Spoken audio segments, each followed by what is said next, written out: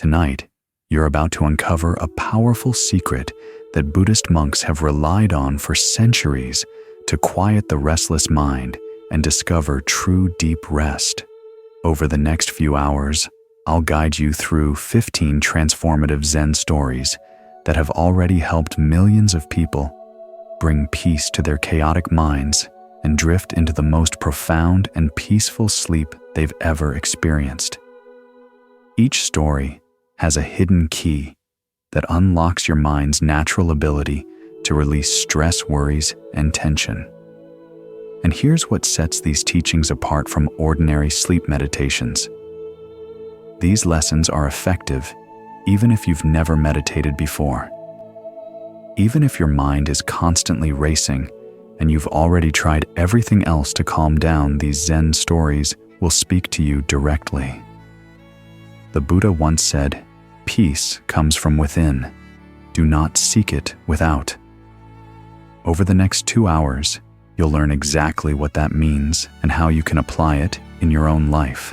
As we journey through tales of empty boats, wise monks, and unexpected wisdom, you'll feel something incredible begin to happen. Your tension will melt away, your racing thoughts will slow down, and you'll naturally ease into a deep state of relaxation. So before we settle in, feel free to like and subscribe only if this space brings you peace.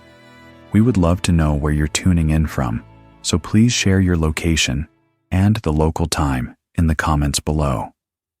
It's always wonderful to hear where our peaceful community stretches across the world.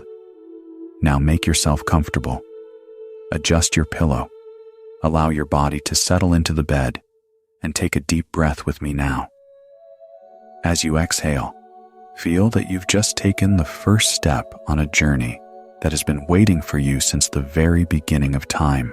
Our first story takes place by a peaceful river where a profound lesson about the nature of our reactions is waiting to unfold.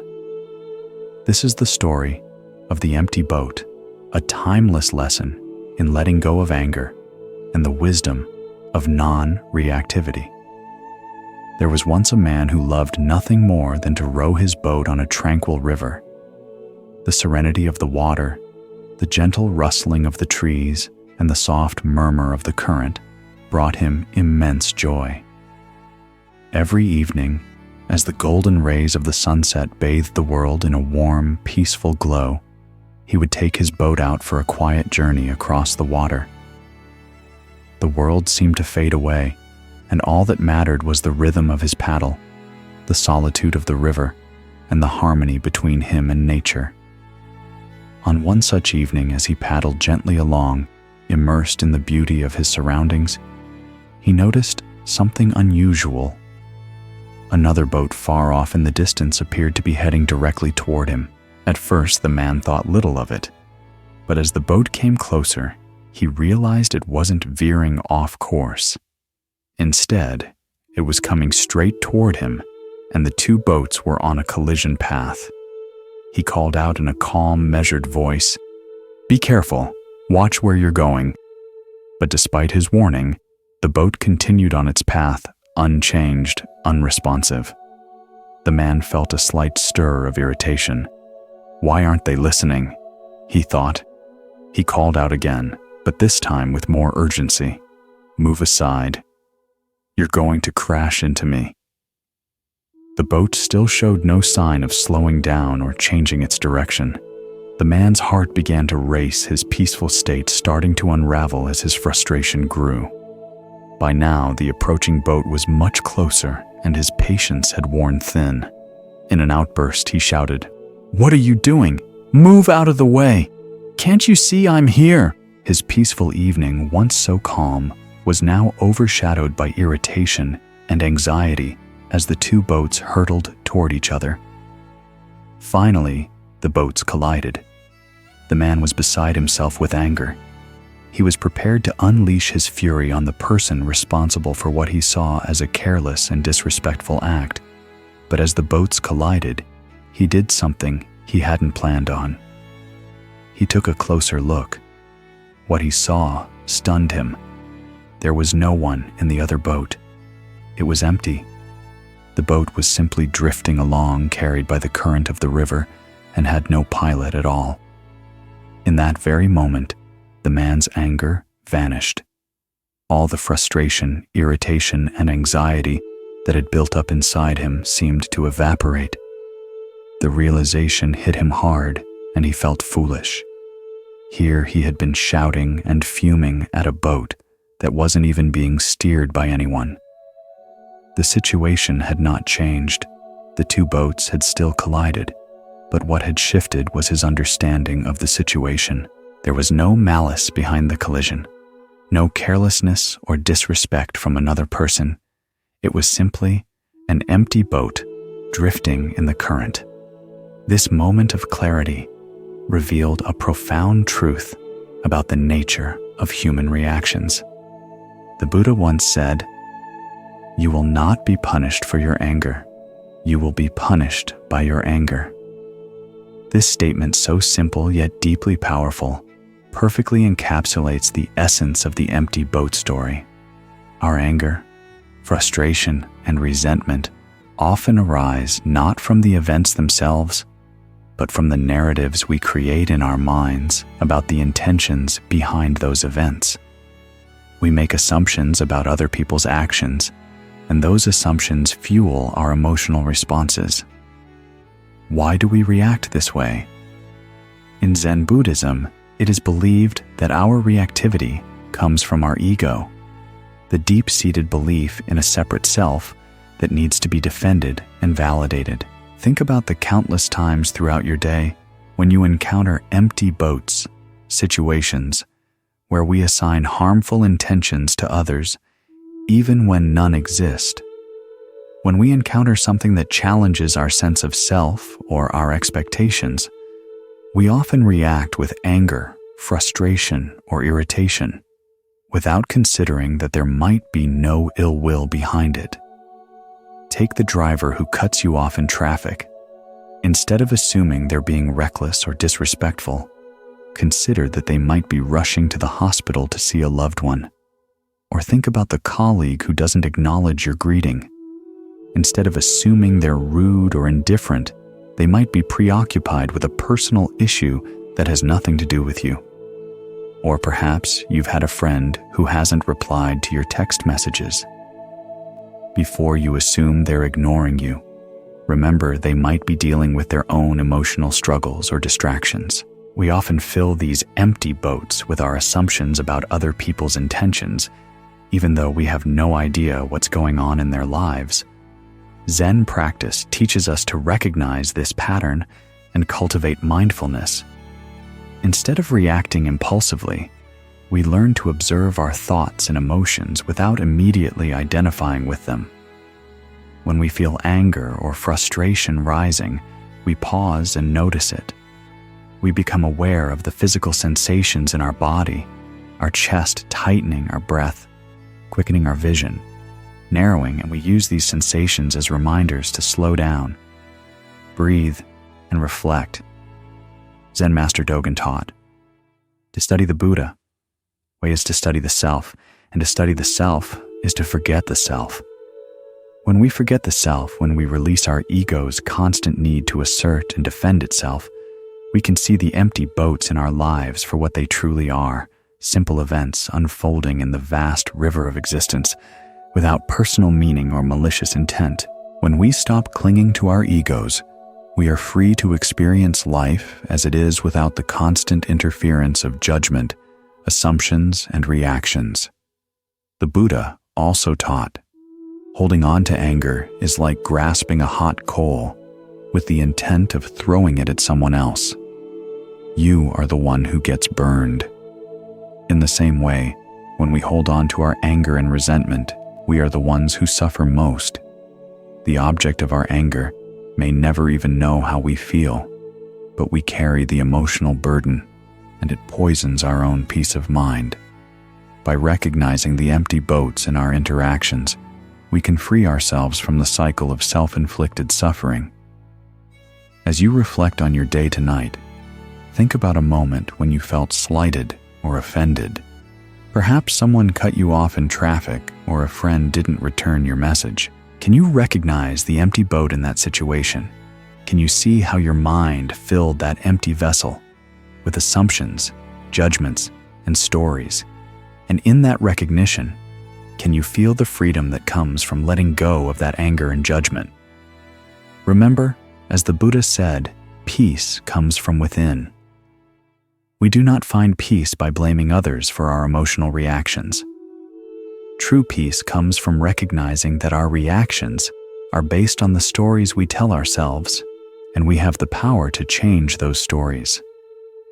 By letting go of the need to react defensively, we open ourselves to the possibility of living in harmony with the present moment, free from the suffering that comes from our own mental patterns. So when we face anger or negativity from others, instead of reacting immediately, we can ask ourselves, is this anger truly directed at me, or is it simply a reflection of the other person's inner state? By observing the situation without clinging to our emotions, we can achieve peace in even the most difficult moments. Now that we've learned the importance of letting go of anger and the consequences of our mental projections, let's explore how we can face our fears with courage. In the next story, we'll follow a monk who, in the face of a life-threatening danger, chooses mindfulness over fear. The story of the monk and the tiger. Once upon a time, in a secluded mountain monastery, nestled deep in the forest, there lived a wise and peaceful monk. Every day, he would take long walks through the surrounding woods, meditating on the beauty of nature and reflecting on the teachings of the Buddha. He found great peace in the solitude of the forest, where he could connect deeply with the present moment and the world around him. The stillness of the trees, the rustling of the leaves, and the steady flow of the stream, these were his companions as he walked, allowing his mind to quieten and find harmony with the natural world. But as with all peaceful moments, they are not always meant to last. One day, as the monk walked along a narrow, winding mountain path, the deep silence of the forest was suddenly shattered by a loud, bone-chilling sound. A tiger's roar echoed through the trees, deep and primal enough to rattle even the most steadfast soul. The monk's heart began to race as adrenaline surged through his body. His feet froze in place for a moment, caught in the sudden intensity of the situation. He turned his head, scanning the forest with his senses alert. There, in the underbrush emerging from the shadows, was a large, fierce tiger, its eyes locked on him, with an intensity that sent a cold shiver through his spine. The tiger moved with terrifying speed, its powerful body cutting through the undergrowth, a force of nature. In that split second, the monk's first instinct was simple survival. He began to run, his feet pounding the narrow path, his robes flowing behind him like the wings of a bird in flight. But no matter how fast he ran, the sound of the tiger's footsteps grew louder, closer, echoing in his mind like a relentless drum. His legs moved faster, the fear of what was coming just behind him urging him onward. Suddenly, the monk spotted a vine hanging down the side of a steep cliff. With no time to waste, he seized the vine and scrambled to climb down, hoping that the cliff would offer him a safe refuge below. He descended rapidly, clinging desperately to the vine as his heart hammered in his chest. Every muscle in his body screamed for relief, but the climb had to be fast. As he looked down, his hopes of safety crashed with what he saw. At the bottom of the cliff, another tiger paced back and forth, waiting for him to fall. The monk's heart sank. He was trapped between two wild beasts, no way up and no way down. Panic set in, and for a moment, the monk felt utterly helpless. The jungle seemed to close in around him, and he realized that his fear had consumed him. And then something extraordinary happened. In the midst of the terror, his gaze fell upon something small and simple, growing out of the cliffside, an unassuming wild strawberry plant. It had been there all along, a quiet reminder of the world's smaller, often overlooked beauties. On the plant, there was a single ripe red strawberry. The fruit glistened vibrant and alive, a perfect symbol of nature's persistent ability to offer sustenance even in the most unexpected places. Without thinking, the monk reached out his hand, stretching towards the strawberry. He gently plucked it from the plant and brought it to his lips. He took a small bite, and in that moment, everything else faded away. The taste was exquisite, sweet, and fresh, a simple joy, nothing more and nothing less. For that brief instant, all the fear and anxiety that had gripped him disappeared. His mind, once clouded with terror, now focused entirely on the sensation of the strawberry's flavor. It was as though time itself had paused and the world had momentarily stopped turning. The monk found peace, not because his danger had passed, but because he had surrendered to the present moment. The Buddha taught, "Do not dwell in the past. Do not dream of the future. Concentrate the mind on the present moment." This teaching lies at the heart of the monk and the tiger story. It reveals a deep and profound truth about our human condition. We often find ourselves caught between two tigers, the regrets and wounds of our past, and the fears and anxieties about our future. Why is it so difficult for us to stay present, even when we are fully aware of the beauty around us? Zen Buddhism explains that our minds evolved primarily as survival mechanisms, constantly scanning for threats and dangers. We are trained by evolution to seek control, to protect ourselves from harm. While this was advantageous for survival, it has become a spiritual liability, distracting us from the only moment that truly matters, the present. In our quest for happiness, we often believe that peace will come from resolving past hurts or securing future comforts. We tell ourselves that once we have mended our mistakes or planned for what is to come, we will finally feel safe and content. But the Buddha's wisdom guides us to understand that peace is not something we achieve by altering the past or the future. It is found only in the present. Consider your own experience. How much of your mental suffering arises from replaying past events that you cannot change? Perhaps the harsh words you regret saying, the opportunities you feel you've missed, or the relationships that have ended in pain. These are the tigers of the past, always there waiting for us to look back. But how much of your anxiety stems from anticipating future scenarios that may never happen? The presentation at work, the medical tests, the financial challenges, these are the tigers of the future, often more terrifying than any real threat we face. Zen master Thich Nhat Hanh teaches, "The present moment is filled with joy and happiness. If you are attentive, you will see it. This is the strawberry in the story." Despite all the challenges and fears that surrounded the monk, he was able to find joy in a simple moment of mindfulness. The joy doesn't negate the difficulties of life. Rather, it offers us a new perspective on them.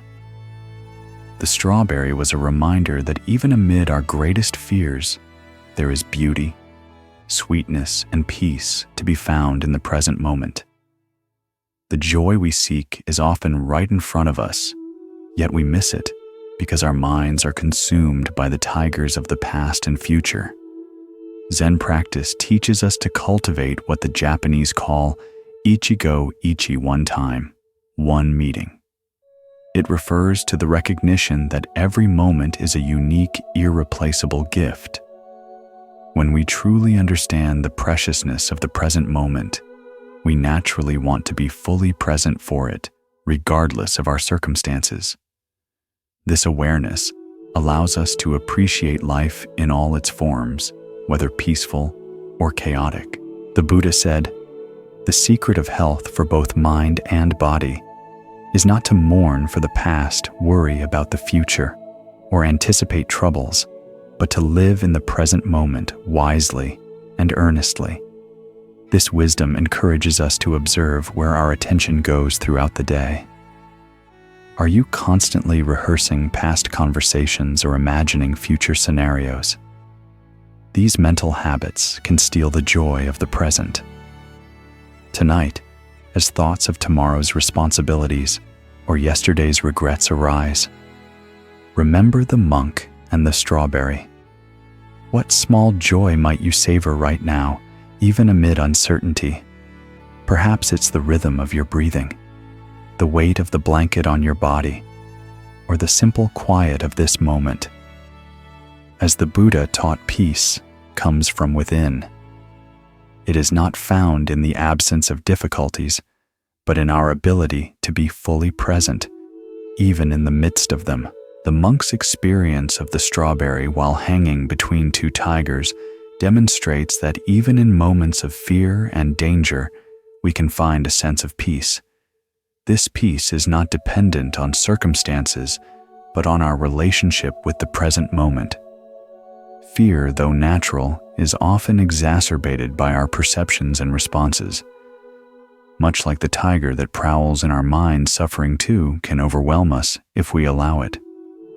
But as we'll see in the story of the salt and the water, it's not the suffering itself, but how we relate to it, that determines its power over us. There was once a young man who was deeply troubled by his life.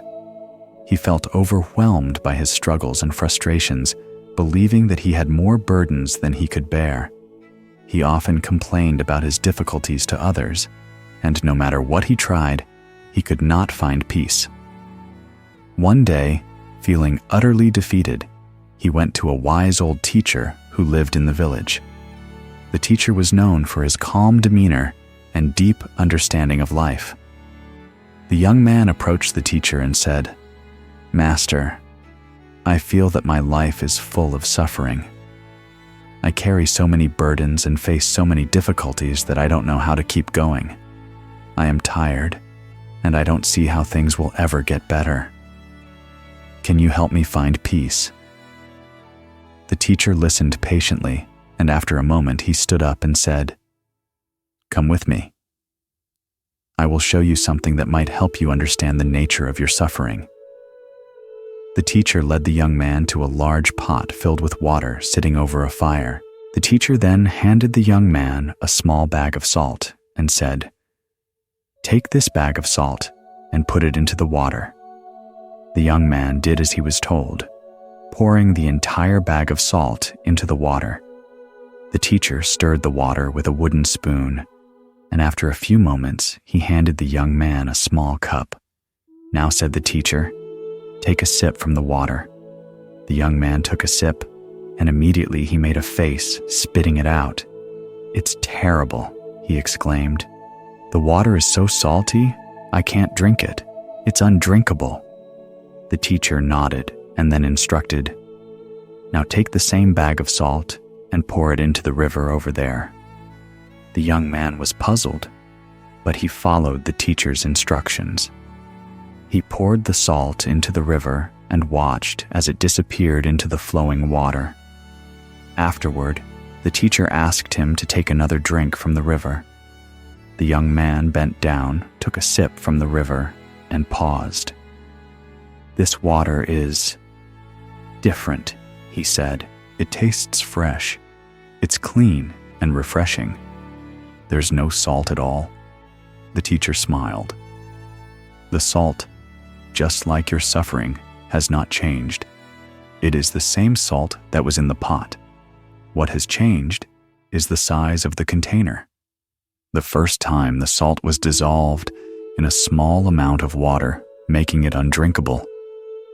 But when you poured the salt into the river, it dissolved in the vastness of the river, and the water became drinkable." The young man stood quietly, deeply reflecting on what the teacher had said. The teacher continued, "In life, suffering is like the salt. It is inevitable, and at times it can seem overwhelming, especially when we focus only on our small problems, on the limited space of our own minds. But when we expand our perspective, when we open ourselves to the vastness of life, we begin to see that suffering, though it still exists, does not have to define our experience. It is not the suffering itself that creates our pain, but how we hold it. When we allow our suffering to fill our hearts and minds, it becomes unbearable. But when we release it into the larger flow of life, it dissolves, and we find peace. The young man looked at the teacher, his eyes filled with understanding. So you are saying that my suffering is not the problem. It is how I respond to it. When I focus too much on my suffering, I make it bigger than it needs to be. The teacher nodded. Exactly. The key to finding peace is not in avoiding suffering, for that is impossible, but in learning how to bear it with awareness, understanding, and perspective. Just as the river absorbs the salt and makes it unnoticeable, you can absorb your suffering by opening yourself to the vastness of life. When you realize that suffering is a part of life, just as salt is a part of the water, you can see it for what it is, a transient experience that does not define you. This story teaches us a profound lesson about suffering and perspective, one that is particularly important in the context of our own personal experiences with hardship. We all encounter pain and suffering throughout our lives, whether it manifests as physical, emotional, or even existential. It is a universal experience. No one is immune to the challenges and difficulties that life presents. In moments of suffering, it's easy to feel like the weight of the world is on our shoulders, and it often seems that the suffering we endure is all-consuming, overwhelming our senses and blocking our capacity for joy and peace. However, it's important to recognize that it's not necessarily the suffering itself that causes us the most pain. More often than not, it's our attachment to it, our identification with it, and our refusal to release it that magnifies the experience and makes it feel unbearable. Just like the salt that is added to the water, our suffering can quickly become unbearable if we allow it to dominate our attention and consume all of our energy. It's when we focus solely on the pain, when we believe that it is all there is, and that it defines us, that we get trapped in a cycle of suffering. But just as the salt dissolves when added to a larger body of water, our suffering can be put into perspective when we allow ourselves to expand our awareness. When we shift our focus from the pain itself and begin to see beyond the immediate circumstances, we can open ourselves to new possibilities. We can recognize that suffering is just one part of the human experience, and that it does not define us. The story of the salt and the water teaches us that there is more to life than the challenges we face, and there is peace to be found when we stop identifying with the pain and begin to see the bigger picture. Our suffering becomes manageable and bearable when we learn to step back and gain perspective. By allowing ourselves to acknowledge the pain but not be consumed by it, we open ourselves to greater clarity, peace, and understanding. Zen practice teaches that suffering is not something to fight against or avoid, but rather something to acknowledge, understand, and ultimately release.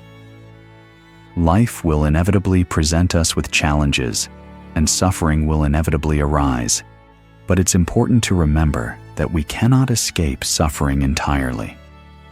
The salt of life is unavoidable, but we can choose how we relate to it. By learning to observe suffering without clinging to it, by practicing mindfulness, we can release our attachment to it and allow it to dissolve into the larger flow of life. In doing so, we gain the ability to bear suffering with grace and wisdom. We don't need to resist pain, because that resistance only perpetuates the cycle of suffering. Instead, we can embrace the impermanence of life and trust that, like the clouds passing through the sky, our suffering will eventually dissolve. Life's challenges, like the salt in the water, are an inevitable part of the flow of life, but they do not need to overwhelm us. Why do we struggle so much with suffering? Zen practice offers deep insight into why we experience such difficulty in bearing pain. The answer, according to Zen teachings, lies in our attachment to the self and the desire for control. We are conditioned often from an early age to avoid pain, to seek pleasure, and to hold on to a sense of certainty in an ever-changing world. We want things to stay the same, to be predictable, and we fear the unknown. This craving for control leads us to cling to the pain, believing that if we resist it or deny it, it will somehow go away. But in doing so, we actually make the suffering worse. The more we resist, the more we are trapped in a cycle of mental and emotional struggle. True peace, Zen teaches, comes from embracing the impermanence of life, from accepting suffering as a natural part of the human experience, and from letting go of our attachment to the pain. Zen master Thich Nhat Hanh, one of the most revered teachers of mindfulness, said, "Suffering is not a problem to be solved, but a reality to be embraced." This teaching is key in understanding our relationship to suffering. When we see suffering as something to be solved or avoided, we fight against it, which only deepens the pain. But when we embrace suffering as an inevitable part of life, we can release our resistance to it. In this acceptance, we find the freedom to experience suffering without being defined by it. Suffering, when viewed from this perspective, becomes an opportunity for growth and transformation. It is not something we must escape from, but something we can learn to face with mindfulness and compassion. Reflecting on your own life, think about the times when you have allowed suffering to overwhelm you. Perhaps there have been moments when you felt trapped in a difficult situation, unable to see a way out. The pain might have seemed unbearable, and you might have felt consumed by your circumstances. The story of the salt and the water invites you to reflect on your relationship with suffering. How often have you found yourself in the midst of a challenging situation, focused so much on the pain itself that it became all-consuming? How often have you identified with your suffering, believing that it defines you and that there is no way out? The key to moving forward is to shift your perspective. Can you learn to observe your suffering without getting caught up in it? Can you step back from the emotional intensity of your situation and see it from a broader viewpoint? When you do this, you allow your suffering to dissolve into the larger flow of life, just as the salt dissolves into the water and it no longer has the power to control you. By doing so, you will begin to understand that suffering, while difficult, is not permanent. It is like a wave that comes and goes. It has a beginning and an end, and when we learn to bear it with patience and awareness, it does not overwhelm us. Instead of resisting, we embrace the experience, knowing that it will pass and that we can navigate through it with clarity and insight. This understanding allows us to find wisdom in our suffering rather than be trapped by it. The Buddha's teaching, pain is inevitable, but suffering is optional, offers profound insight into how we can transform our relationship with pain. While we cannot control the pain that life brings, we can choose how to respond to it. By letting go of our attachment to suffering, by not clinging to the pain or trying to avoid it, we free ourselves from its grip. Mindfulness and acceptance are the tools that allow us to experience life's difficulties without becoming overwhelmed by them. These practices help us see suffering for what it is, an inevitable part of life, but not something that defines us. In the end, it is not the pain that causes us the most suffering, but our relationship with it. If we cling to pain, resist it, or identify with it, it becomes an unbearable weight. But when we practice mindfulness, when we accept suffering as a part of life, we can navigate it with grace. We can allow it to be what it is, transient, impermanent, and a necessary part of the human journey. And in doing so, we will find that peace is not the absence of pain, but the acceptance of it, the willingness to move through it with mindfulness and wisdom. In the saltwater analogy, we saw how expanding our perspective can dissolve suffering. But what about the suffering that comes from deep personal loss? The next story will reveal how the universal nature of suffering and the acceptance of impermanence can bring peace even in the face of grief. The story of the mustard seed. Long ago, in a small village in ancient India, there lived a young woman named Kisa Gotami. She was known for her kindness and deep devotion to her family. Her life, however, took a tragic turn when her only child, a beloved son, fell ill and passed away. Overcome with grief, Kisa could not accept her son's death. Her heart was broken, and she could not bear the thought of losing him. Desperate to find a way to bring him back to life, Kisa carried her son's lifeless body from door to door, seeking anyone who could help. She begged each household, "Please help me. My son is dead. Is there no one who can bring him back to life?" But each person she approached turned her away, saying that there was nothing they could do. Her sorrow grew heavier with every rejection, and her heart ached with each unanswered plea. Feeling hopeless, Kisa eventually came upon a wise elder who took pity on her.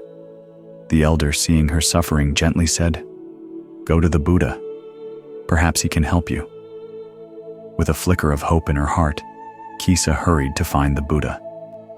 She arrived at his place of meditation, where he sat calmly under a Bodhi tree surrounded by his disciples. Falling to her knees, she placed her son's body before him and pleaded, "Master, please bring my child back to life. I cannot bear this pain. Help me." The Buddha looked at her with great compassion, his eyes filled with understanding.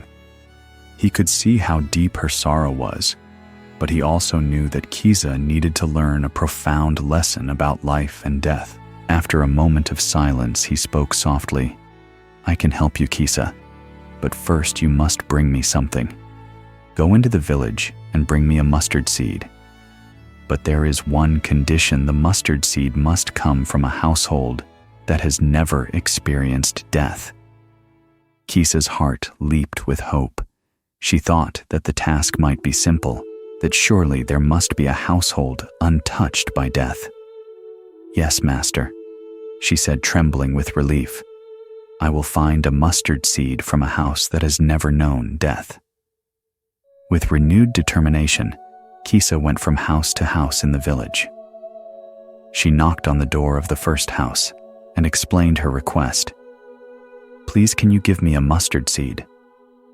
But it must come from a household where no one has ever died."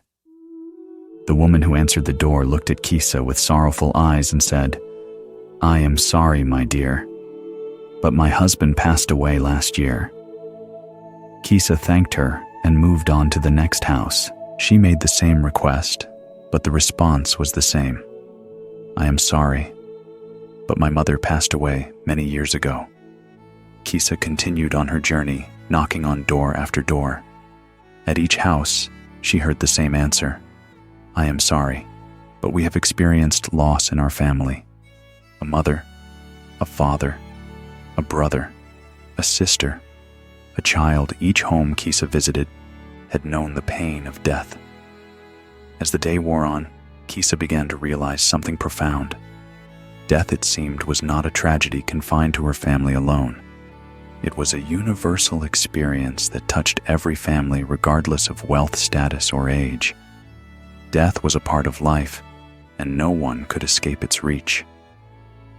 As the sun began to set, Kisa returned to the Buddha empty-handed, but with a new understanding. She knelt before him, her heart no longer filled with desperate hope, but with acceptance. "Master," she said, "I could not find a single house that has never known death. Every family has experienced the loss of someone dear to them. Now I understand that death is a part of life, and no one can escape it." The Buddha nodded gently and said, "Kisa, you have learned an important truth. Death is inevitable, and suffering comes to all who are attached to the things of this world. But by accepting the impermanence of life, you can find peace. Your grief was not unique. It is shared by all beings. This is the nature of existence." With these words, Kisa understood. Her suffering, though intense, was not hers alone to bear. She had been blinded by her personal grief, but now she saw that everyone experiences loss. This new understanding allowed her to release her son's body and bury him with dignity, finding a sense of peace in the face of life's inevitable changes. The Buddha taught, "Everything that has a beginning has an ending. Make your peace with that, and all will be well." This story reveals one of the most challenging yet liberating truths of existence. Nothing lasts forever, and our attempts to deny the reality of impermanence only increase our suffering. Why do we resist the truth of impermanence so fiercely? Zen Buddhism points to our deep-seated craving for permanence as the root of suffering. We want the pleasant to remain pleasant, the beautiful to stay beautiful, and most of all, we want those we love to remain with us always. This craving for permanence in an impermanent world creates a fundamental tension that manifests as suffering. Like Kisa, we often respond to loss with denial. We refuse to accept what has happened and expend enormous energy trying to reverse the irreversible. But when we become stuck in this resistance, we prevent ourselves from moving through the healing process. The Buddha didn't immediately lecture Kisa on the impermanence of life. Instead, he gave her an experience that allowed her to discover this truth for herself. This is a much more powerful teaching. The realization that everything, even the most painful experiences, are part of the natural cycle of life. When we accept impermanence, we release our attachment to the idea of permanence, which leads to true peace. In our daily lives, we often hold on to the past, our memories, our regrets, our attachments, clinging to what is no longer here. We resist the natural flow of change, afraid of losing what we hold dear. But the Buddha's teachings invite us to let go of this resistance and to embrace the impermanence of all things. In doing so, we open ourselves to the freedom that comes from accepting life as it is in all its beauty and impermanence. The Buddha said, "The trouble is, you think you have time." This is a reminder of life's brevity. It urges us to value each moment and each relationship, knowing that nothing lasts forever. Rather than making us morbid or depressed, this awareness can infuse our lives with greater appreciation and presence. In your own experience of loss, whether it's the loss of a person, a relationship, a career, or even a phase of life, can you recognize the mustard seed lesson? Can you see how your suffering may be intensified by resistance to the natural flow of impermanence? By embracing this truth, we can find peace, not by diminishing our loss, but by placing it within the vast shared experience of being human.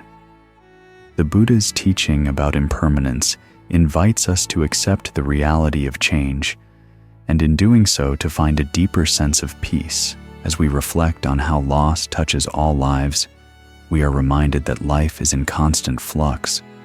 The next story illustrates the wisdom of accepting life's unpredictability and learning to remain equanimous in the face of change. This is the story of the farmer and the horse. Once upon a time in a quiet village, there lived a humble farmer. He was known for his hard work and calm demeanor. His farm, though modest, provided him with everything he needed, and he lived a simple, content life. The farmer had only one horse to help him with his daily tasks, from plowing the fields to carrying heavy loads. Though he didn't have much, the farmer found peace in his simple life and was grateful for what he had. One day, the farmer woke up to find that his horse had run away during the night. The stable was empty, and the horse was gone. The villagers, upon hearing the news, rushed to his house to express their sympathy. "What terrible luck," they said. "How will you manage without your horse? This is truly unfortunate." But the farmer, with his usual calm, looked at the villagers and simply replied, "Maybe." The neighbors were puzzled by his response. How could he be so indifferent to such a misfortune, they wondered. They left his house convinced that the farmer was in denial about his loss. A few days later, to everyone's surprise, the horse returned. But it didn't come back alone. The horse had brought with it a group of wild horses from the mountains. Now, instead of one horse, the farmer had several. The neighbors heard the news and rushed back to the farmer's house full of excitement. "How wonderful," they exclaimed. "Now you have so many horses. What incredible fortune." Once again, the farmer remained calm and replied, "Maybe." The neighbors were confused. Surely this is good luck. Why isn't he more excited, they thought. But the farmer simply smiled and said, "Maybe." A few days later, the farmer's son decided to tame one of the wild horses. While riding the horse, he was thrown off violently and broke his leg. The injury was severe, and the son would be unable to help with the farm work for a long time. When the neighbors heard of the accident, they returned to the farmer's house filled with sympathy. "What bad luck," they said. "Your son has broken his leg and can no longer help you. This is truly unfortunate." Once again, the farmer replied calmly, "Maybe." The neighbors were now thoroughly baffled. Every time something significant happened, whether it seemed good or bad, the farmer gave the same response, "Maybe." They couldn't understand why he wouldn't react more strongly to the events in his life. A few weeks later, a war broke out in the country. Soldiers came to the village to draft all the young men into the army. Many of the village's sons were taken away to fight in the war. But because the farmer's son had a broken leg, he was not drafted. He stayed home safe with his father. When the neighbors heard the news, they rushed back to the farmer's house once again. "How fortunate you are," they said. "Because of your son's injury, he was spared from the war. What amazing luck." And once again, the farmer simply replied, "Maybe." This time, the neighbors were completely perplexed. They had watched the farmer go through what seemed like a series of ups and downs, first a loss, then a gain, then another loss, and finally a blessing. Yet through it all, the farmer remained unshaken, responding to each event with the same simple word, "Maybe." The Buddha taught nothing is permanent. Everything is subject to change. Being is always becoming. This truth forms the foundation of the farmer's wisdom. His consistent response of "maybe" reflects a deep understanding that life is in constant flux. What appears to be favorable or unfavorable in one moment may reveal itself to be quite different in the next. Why do we rush to judge events as good or bad? Zen Buddhism points to our mind's habitual categorization of experiences. We constantly sort events into desirable or undesirable, fortunate or unfortunate. This dualistic thinking creates an emotional roller coaster. We feel elated when things go well and devastated when things go poorly. But as the farmer's story shows, we can never see the full picture in the moment. We cannot predict how today's misfortune might prevent tomorrow's disaster, or how today's blessing might lead to tomorrow's challenge. The farmer's maybe is not indifference or apathy. It's a recognition that life is far too complex to judge in the heat of the moment. We do not have all the information, and what appears to be bad today might lead to something good tomorrow. The Zen concept of non-judgment does not mean detachment or indifference. The farmer wasn't emotionally detached from his life. He cared about his horses, his son, and his well-being. However, he didn't allow his peace of mind to be at the mercy of changing circumstances. He understood that everything in life is temporary, and that the moment we become attached to outcomes, good or bad, we lose our ability to find true peace. Zen master Sangtan wrote, "The great way is not difficult for those who have no preferences. When we stop insisting that life conform to our ideas of how things should be, we find a deeper kind of freedom. We open ourselves to life's inherent wisdom, which often unfolds in ways our limited perspective cannot anticipate. How often do we compare our circumstances to others, concluding that we're either blessed or cursed based on these comparisons? The farmer's neighbors constantly evaluated his situation based on their own judgments of good and bad, while the farmer himself remained free from these limiting perspectives. In our modern lives, we have numerous opportunities to practice this maybe mindset. The promotion you didn't get may lead to a more fulfilling opportunity elsewhere. The relationship that ended painfully might create space for greater self-discovery. The illness that forced you to slow down might teach you to reassess your priorities. The financial setback that seemed like a disaster might strengthen your resilience.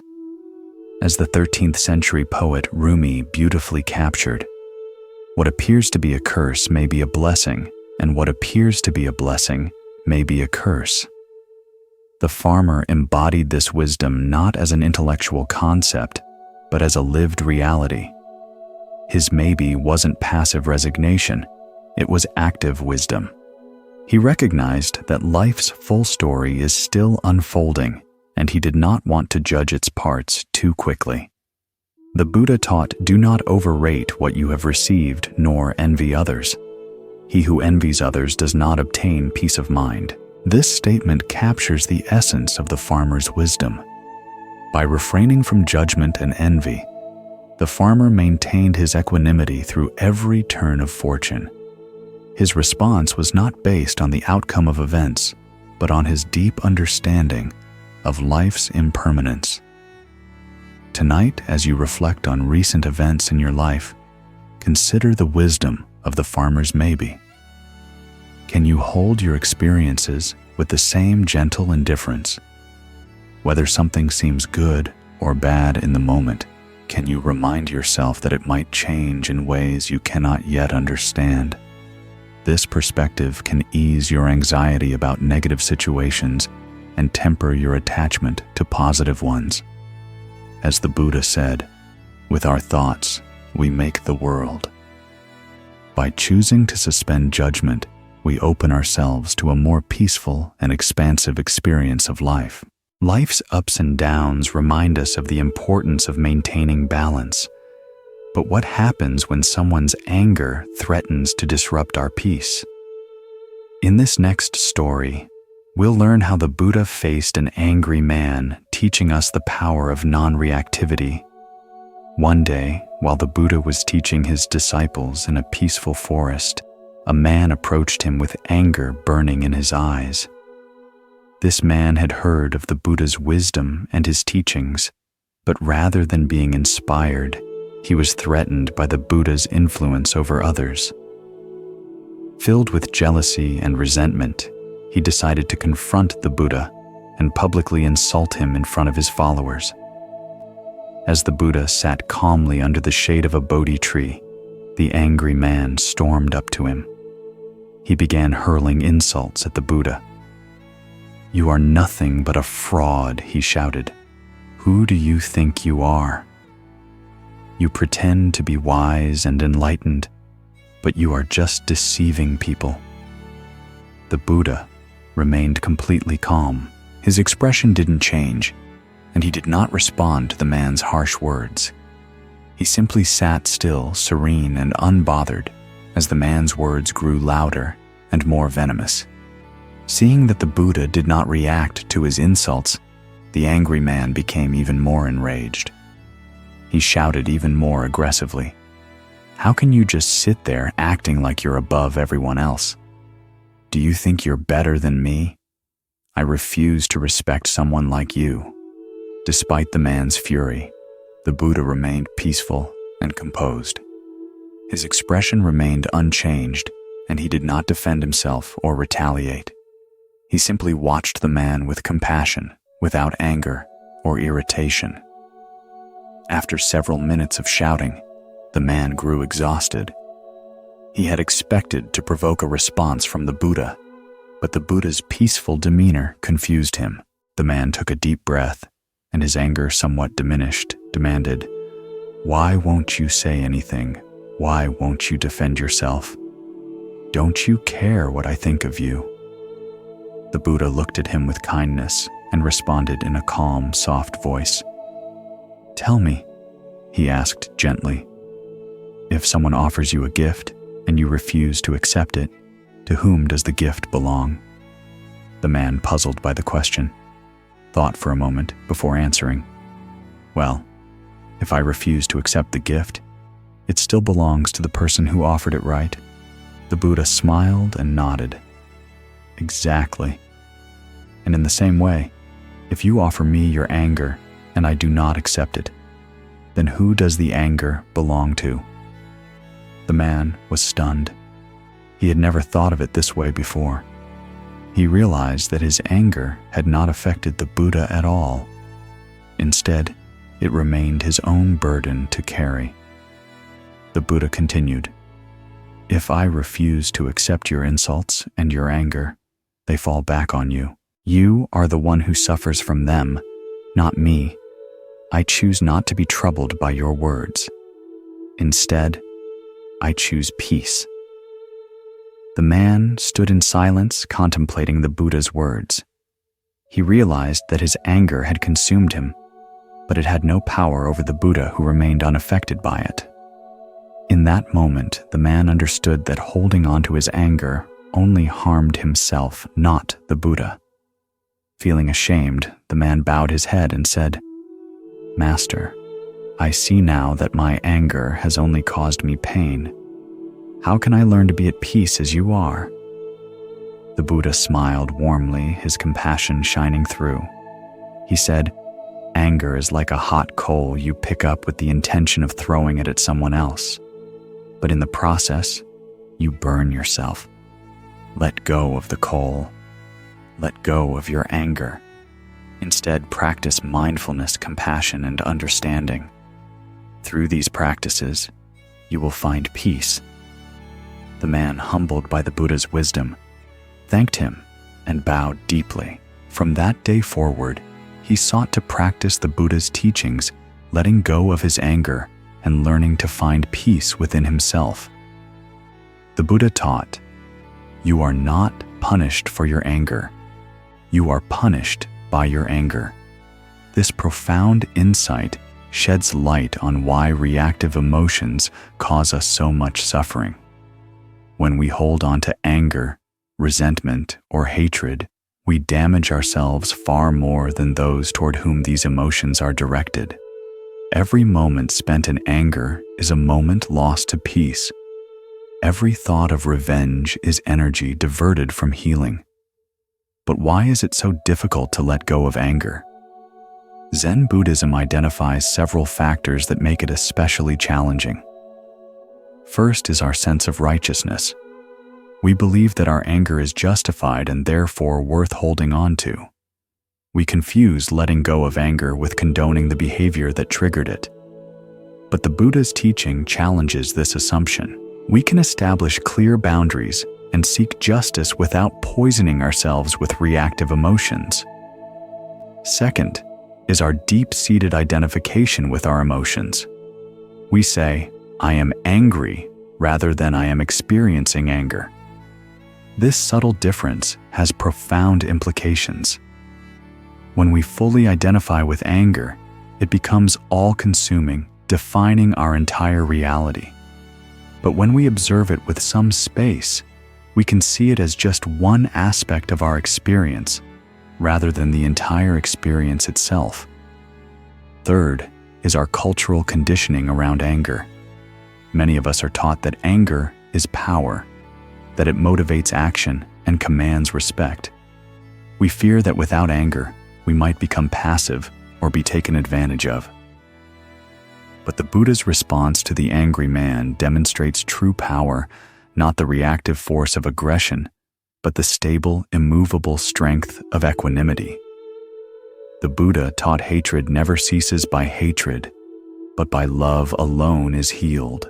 This is an eternal law that shows us that reacting to anger with more anger only perpetuates cycles of reactivity. Instead, love, compassion, and understanding are the keys to healing both ourselves and others. This is not to say that we should ignore injustices or allow others to harm us. The Buddha did not teach passivity, but instead a response that comes from a place of mindfulness and compassion rather than ego or reactivity. By practicing non-reactivity, we break free from the cycle of anger and allow ourselves to respond to challenges with wisdom and peace. Zen practice teaches us to develop this capacity for non-reactivity. When we are triggered by external circumstances, we can observe our emotions without letting them control us. Through mindfulness, we can choose how we respond, rather than simply reacting in the heat of the moment. In your own life, consider the times when you have been angry or upset. Can you recognize the ways in which holding on to that anger caused you more suffering than the original event? What would happen if you practiced releasing that anger and choosing peace instead? Tonight, as you reflect on your own experiences, consider the Buddha's gift metaphor. Can you recognize that you have a choice about whether to accept the gifts of negativity from others? Can you feel the freedom that comes from declining these gifts and instead choosing peace within yourself? The Buddha taught, holding on to anger is like grasping a hot coal with the intent of throwing it at someone else. You are the one who gets burned. Let go of the coal, and in doing so, you free not only yourself but create space for understanding healing and true peace. Having learned how to hold our peace amidst anger, we now turn to the concept of non-attachment, something that will allow us to embrace the fleeting nature of life's moments. The next story brings us to a Zen master and his teacup teaching us how to let go of our attachments to the material world. In a quiet Zen monastery nestled in the mountains, there lived a revered monk who was known for his deep wisdom and calm demeanor. He had many disciples who admired his peaceful nature and his ability to remain undisturbed by the chaos of life. Every day, the monk would sit in meditation, drink tea, and share his teachings with his students. His simple, mindful lifestyle was a model of Zen practice where each moment was treated as sacred and each action as an opportunity for deep presence. One afternoon during their usual tea ceremony, the monk held up a simple clay teacup and gazed at it for a long moment. The cup was beautifully modest, earthy in color with a simple design, its curves soft and unadorned. The students, curious as to what their master would say, waited eagerly for him to speak. After a few moments of silent reflection, the monk smiled and said, "This teacup is already broken." The students looked at one another in confusion. The teacup in the monk's hand appeared perfectly intact. It was whole, undamaged, and ready for use. One of the younger disciples, unable to hold back his curiosity, spoke up. "Master, the teacup is not broken. It is perfectly fine. Why do you say it is already broken?" The monk, still smiling, placed the teacup gently on the table in front of him. He spoke softly. "In my mind, this teacup is already broken. It may seem whole now, but one day, perhaps tomorrow, perhaps years from now, it will break. This is inevitable. When I understand that it is already broken, I can fully appreciate it as it is without clinging to it." The students sat in silence, contemplating the monk's words. They realized that their master was not just talking about the teacup. He was offering them a deeper lesson about life itself. The monk continued, "Everything in life is like this teacup. All things, no matter how beautiful or precious, are impermanent. We cannot hold on to them forever. When we understand this, we are free to enjoy them fully, without the fear of loss." One of the older disciples nodded thoughtfully and asked, "Master, does this mean we should not love or care for things because they will one day be gone?" The monk shook his head gently. "No, it means the opposite. When we accept the impermanence of all things, we can love them more deeply because we are not holding on out of fear of loss. We love and appreciate them for what they are in this moment, knowing that their time is limited.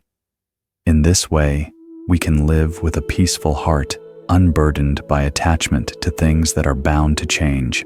The Buddha taught, "All conditioned things are impermanent. When one sees this with insight, one becomes disenchanted with suffering." This profound truth lies at the heart of the teacup story. The monk's understanding of impermanence allowed him to fully appreciate the teacup, not as a permanent object to be clung to, but as a fleeting, beautiful moment to be experienced fully while it lasted. Zen practice teaches us to embrace the transient nature of life, not as a source of sorrow, but as a source of freedom. When we understand that nothing lasts forever, we are freed from the need to possess or control it. We can love more deeply, appreciate more fully, and live more fully because we are no longer bound by attachment to things that are inevitably changing. Why do we resist the reality of impermanence so fiercely? Zen Buddhism points to our fundamental misunderstanding of reality as the root of this resistance. We perceive things as solid, separate, and lasting, when in fact they are fluid, interconnected, and transient. This misperception creates what Buddhists call attachment or clinging, our desperate attempt to hold on to things that by their very nature cannot be held leads to suffering. Consider how this attachment manifests in your daily life. We become attached to possessions, fearing their loss or damage. We cling to relationships, trying to prevent them from changing. We hold on to our youth, our health, and our capabilities, resisting the natural process of aging. We even become attached to our ideas, opinions, and identities, defending them as if they were permanent fixtures rather than fluid constructs. The monk's declaration that the teacup is already broken offers a radically different way of relating to impermanence. Instead of denying or resisting change, he embraces it preemptively by acknowledging the inevitable end of all things. This allows him to live without the anxiety of trying to prevent the inevitable. This isn't pessimism, it's a clear-eyed realism that paradoxically enhances his appreciation of the present moment. When we let go of our attachment to permanence, we are freed to experience the present fully. The Buddha said, "The world is afflicted by death and decay, but the wise do not grieve, having realized the nature of the world." This teaching isn't about indifference or detachment from caring. Rather, it's about embracing the reality of impermanence, which allows us to live more fully and with greater peace. When we accept the truth that all things are temporary, we can let go of our fear of losing them and experience them more deeply. The monk loves the teacup because he understands that it will one day break. and in this understanding, he finds peace. Zen master Shunryu Suzuki explained this paradox beautifully. When we understand the truth of impermanence, we find our composure in it. We don't try to resist or escape the natural flow of life. Instead, we become one with it. In practical terms, how can we apply the wisdom of the broken teacup in our own lives? We can start by noticing our attachments, the people, things, and circumstances we fear losing. Rather than trying to suppress this fear, we can gently acknowledge the temporary nature of these precious aspects of our lives. We can practice saying to ourselves, "This too will pass," not as a reminder of loss, but as an invitation to cherish the present moment. The Buddha taught, "Neither fire nor wind, birth nor death can erase our good deeds." While all material things, including our bodies, are impermanent, the impact of our actions and the quality of our presence endure beyond physical forms. By focusing on cultivating wisdom, compassion, and mindfulness qualities that transcend impermanence, we find a deeper security that is not dependent on external conditions. Tonight, as you rest, consider the teacups in your life that you may be clinging to with anxiety about their eventual breaking. Can you experiment with the monk's perspective and mentally acknowledge their impermanence not as a threat, but as a reality that deepens their value? The Buddha said, "The trouble is, you think you have time." The recognition of impermanence doesn't diminish the beauty of life. On the contrary, it intensifies it, inviting us to appreciate fully what is here before it inevitably transforms. In letting go of our attachments, we open ourselves to deeper truths. Sometimes these truths are best communicated not through words, but through silence. Join me as we discover the power of silence in teaching through the next story of the silent Zen master. One day, a young monk came to visit a Zen master who lived at a secluded temple in the mountains. The monk had heard much about the master's wisdom and was eager to learn from him. He had studied many Buddhist texts and had meditated for years, but still something felt missing. He yearned for a deeper understanding of the true nature of enlightenment. When the monk arrived at the temple, he was greeted warmly by the Zen master. The master invited the young monk to sit with him in the meditation hall where they could share a cup of tea and discuss the path of Zen. The young monk, excited to learn, sat eagerly beside the master. After a few moments of silence, the Zen master got up, walked over to the wall, and silently began to take down a small scroll. He brought it back to the monk, held it up, and wordlessly pointed to the image on the scroll. The scroll depicted a simple, serene landscape, a mountain scene with a flowing river, trees gently swaying in the wind, and a small cottage nestled in the distance. The peacefulness of the scene was almost tangible, and the monk gazed at it intently, hoping to understand the meaning behind the image. But after a long pause, the Zen master put the scroll down and said nothing. He simply returned to his seat, and the two of them sat in silence for what seemed like an eternity. The young monk felt a bit confused. He had expected the Zen master to explain the meaning of the image or offer some deep teachings about Zen practice, but instead, the master remained silent. After what felt like a long time, the monk finally spoke, breaking the silence. "Master, I don't understand.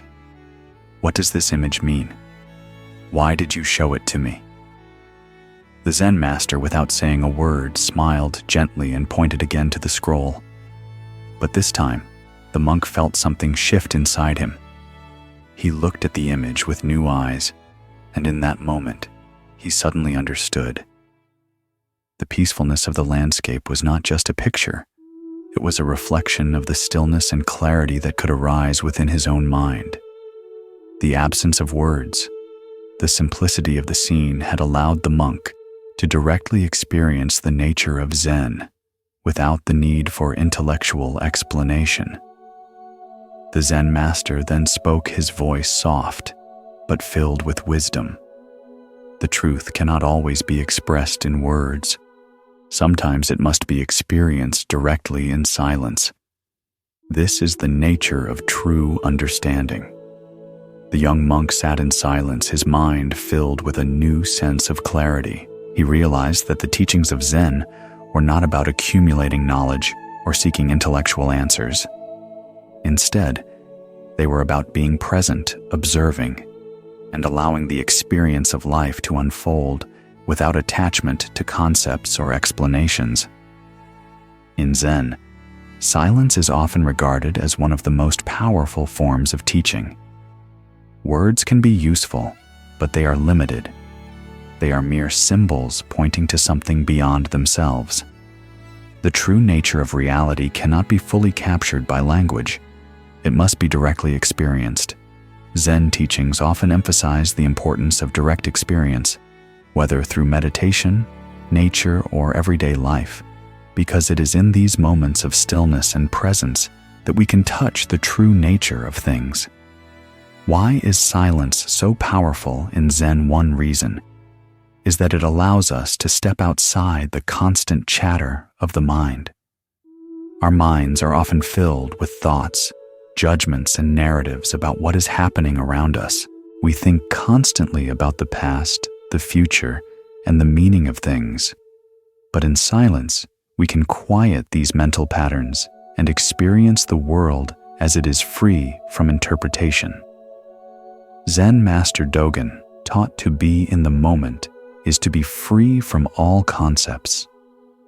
When the mind is free from all distractions, it is clear like a calm lake reflecting the entire sky. In the silence of meditation or in the simplicity of a moment of awareness, we are able to see things as they truly are without the distortion of our mental filters. Silence also invites us to cultivate mindfulness and presence. It encourages us to observe the world without judgment or expectation, to simply be with what is. In this space, we can experience the world in its raw, unfiltered form, and in doing so, we awaken to the deeper truths of existence. In our daily lives, we are often caught up in the noise of the world, the constant stream of thoughts, conversations, and distractions. But when we take a moment to pause and be still, we can access a deeper sense of clarity.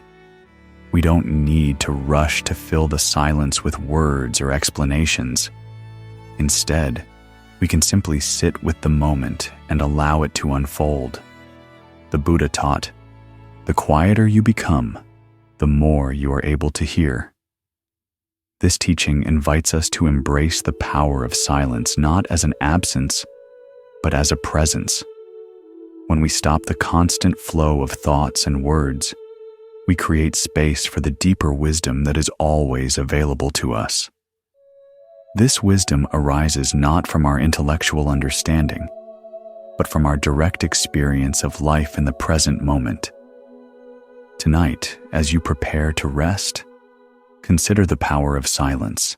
Can you allow yourself to simply be in the quiet without trying to fill it with thoughts or distractions? Can you observe the world around you with an open, silent mind, free from judgment or expectation? In this space of stillness, you may find that the wisdom you seek is already there, waiting for you to experience it. The Zen Master's silent teaching is a reminder that sometimes the most profound insights arise not from words, but from our ability to sit quietly and allow the world to speak for itself. In silence, we connect with the deeper truths of existence, and in doing so, we find peace. Having witnessed the profound power of silence in teaching, we now move into the realm of inner conflict. Silence allows us to listen deeply, but it is in the battle between our darker impulses and our higher nature that true transformation occurs. In the next story, we will explore the age-old struggle between the two wolves inside each of us, and how the choices we make shape our path to peace. Once upon a time, an old Cherokee grandfather sat with his grandson beside a crackling fire. The stars above twinkled in the vast night sky, and the sound of the wind rustled through the trees. The young boy was troubled by something that had been weighing heavily on his heart, so he asked his grandfather, "Grandfather, I feel like there are two wolves inside me. One is filled with anger, jealousy, and hatred. The other is filled with love, kindness, and peace. They are always fighting inside of me, and I don't know which one will win." The old man smiled at his grandson, understanding the deep conflict that troubled the boy's heart. He thought for a moment before speaking in a calm, steady voice. "Son," he said, "the same thing happens inside every person. There are two wolves fighting within each of us. One is the wolf of darkness filled with anger, greed, pride, and fear. The other is the wolf of light filled with love, compassion, humility, and peace. These two wolves are constantly at war." The young boy looked at his grandfather, his eyes wide with curiosity. "Which one wins, grandfather?" he asked. The old man's gaze softened and he replied, "The one you feed." The boy sat in silence for a moment, contemplating his grandfather's words. He realized that his inner struggle wasn't determined by the wolves themselves, but by which wolf he chose to nurture with his thoughts and actions. The answer to his question lay within his own choices. This story beautifully illustrates the inner conflict that we all face. We all have the potential for both light and darkness within us, our deepest virtues and our greatest weaknesses. Each day we are presented with a choice: which wolf will we feed? Zen Buddhism teaches us that we are not defined by our emotions or our impulses, but by how we respond to them. While we cannot always control the thoughts and feelings that arise within us, we can choose how to respond. Just as the Cherokee grandfather shared with his grandson, the key to overcoming inner conflict lies in understanding that we hold the power to decide which wolf to feed. Why do we feed the wolf of darkness so often? The answer lies in our conditioning. From an early age, we are taught to respond to the world with defensiveness, judgment, and fear. We are conditioned by society to protect ourselves, to look out for number one, and to defend our ego at all costs. These mental habits born from survival instincts fuel the wolf of darkness within us. But what happens when we choose to feed the wolf of light? What happens when we consciously decide to respond with kindness instead of anger, compassion instead of judgment, patience instead of fear? Zen Master Thich Nhat Hanh speaks of this shift in perspective when he says, "When you plant seeds of mindfulness, compassion, and peace, you are feeding the wolf of light. Each time we make the decision to act out of compassion rather than resentment, we nurture the wolf of light. Each time we choose to forgive instead of holding a grudge, we strengthen our connection to peace. The more we choose kindness, the more we align ourselves with the natural peace that exists within us." But feeding the wolf of light doesn't mean denying our emotions. Zen teaches us to observe our emotions without attaching to them, to notice the wolf of darkness when it arises, without letting it control our actions. When we feel anger or fear, we can acknowledge it with awareness and choose not to let it lead us into reaction. Instead of reacting with vengeance or hatred, we can make the conscious choice to pause, breathe, and respond with love, understanding, and acceptance. This practice is not always easy, but it is essential for our peace of mind and spiritual growth. The more we feed the wolf of light, the more easily it becomes to live from a place of love, humility, and compassion. As we cultivate mindfulness and awareness in our lives, we begin to shift our inner landscape. Over time, The wolf of darkness loses its grip on us, and the wolf of light becomes stronger. Zen master Shunryu Suzuki said, "We are not perfect, but the act of noticing imperfection and choosing to align with the light is what makes us whole." This idea of imperfect wholeness reflects the beauty of the two wolves story. We are not defined by our flaws or our mistakes, but by the choices we make to align with the light within us. The wolves are always present, but we have the power to decide which one we nurture. In your own life, consider the moments when you feel caught between two opposing forces. When anger rises within you, can you pause and choose not to feed it? When fear grips you, can you respond with courage and trust? The more you practice feeding the wolf of light, the more peace you will find within. It is also essential to recognize that we are all interconnected, and the choice we make affects not only our own lives, but the lives of others. When we choose kindness and compassion, we contribute to the collective well-being of all beings. Just as the wolf of light grows within us, it spreads outward, creating ripples of peace in the world around us. The Buddha taught, "May all beings be happy. May all beings be free from suffering." These words echo the essence of the two wolves story. By feeding the wolf of light, we contribute to the happiness and freedom of others. When we choose peace, we help create peace in the world. Tonight, as you reflect on your own life, think about the two wolves inside you. Which one have you been feeding lately? Are there areas where you can choose to feed the wolf of light more consciously? Perhaps it's in the way you interact with others, the way you speak to yourself, or the way you handle difficult situations. By choosing to feed the wolf of light, we transform ourselves and the world. Just as the grandfather in the story showed his grandson, we have the power to shape our lives through the choices we make. We don't have to be controlled by our impulses or our emotions.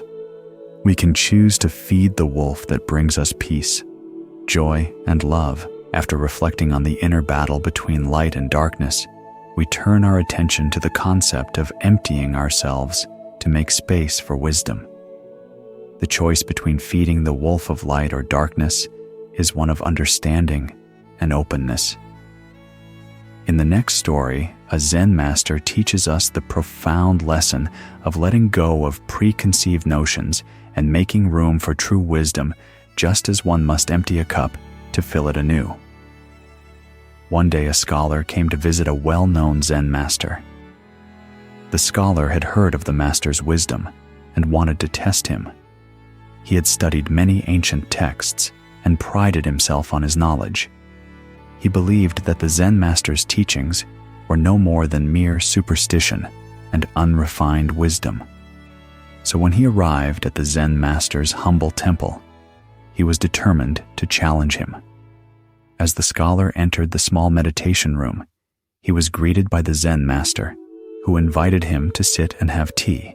The scholar, eager to demonstrate his intellectual superiority, accepted the offer. As the Zen master began to pour the tea, he noticed the scholar's eager, judgmental gaze. Without a word, the master poured the tea into the cup and then continued to pour, even as the tea began to overflow onto the table. The scholar was stunned. He quickly said, "Master, the cup is already full. You can pour no more tea into it." The Zen master paused and looked at the scholar, a gentle smile forming on his face. "This cup is like your mind," he said softly. "You come to me with all your knowledge, your judgments, and your beliefs, just like this cup that is already full. How can I pour anything into a mind that is already full? To learn, you must first empty your cup." The scholar was silent. The metaphor was clear. His mind was so filled with ideas, theories, and preconceived notions that it could not receive anything new. He had come to the Zen master not with a desire to learn, but to prove that his intellectual understanding was superior, and in doing so, he had closed himself off from true wisdom. Zen Buddhism teaches us that to truly understand, we must be willing to empty our minds. We must let go of the clutter of our thoughts, assumptions, and judgments in order to receive the wisdom that is already available to us in each moment. The scholar's cup was too full to receive the tea, just as our minds can be too full to receive the profound insights that life, nature, and our own experiences offer us. Why do we keep our cups so full? It is human nature to cling to what we know, to find comfort in the familiar. We construct mental models of the world based on our past experiences and our cultural conditioning.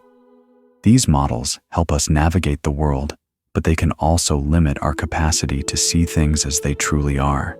We become attached to our beliefs and our ideas, thinking that they define who we are. But the Zen teachings show us that true wisdom can only arise when we let go of these attachments. In Zen practice, the concept of emptiness, shunyata, is central. Emptiness does not mean a vacuum or a void. It means freedom from the constraints of fixed ideas and judgments. When we empty our minds, we allow space for new possibilities, new insights, and new understandings. We become open to experiencing the world without the filter of our preconceived notions. Think about how often we approach life with a mind that is already full. When we meet new people, do we judge them based on our past experiences or stereotypes? When we face a new challenge, do we automatically apply the solutions that have worked in the past, even though they may not be the best fit for the present situation? These habits of the mind keep us stuck in old patterns, preventing us from seeing things with fresh eyes. Zen Master Dogen taught, "To study the Buddha way is to study the self, and to study the self is to forget the self." This teaching points to the necessity of letting go of our mental constructions of self and other in order to experience life as it truly is. When we empty our minds, we cease to be trapped in our egoic ideas and begin to experience the world with clarity and presence.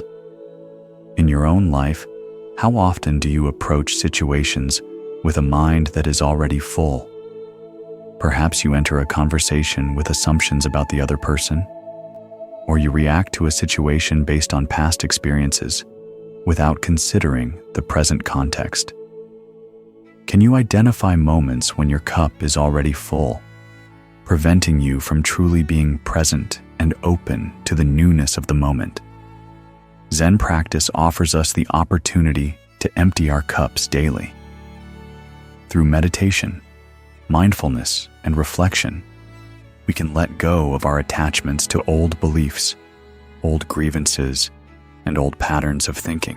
In doing so, we make space for deeper understanding and more meaningful connections with ourselves and the world around us.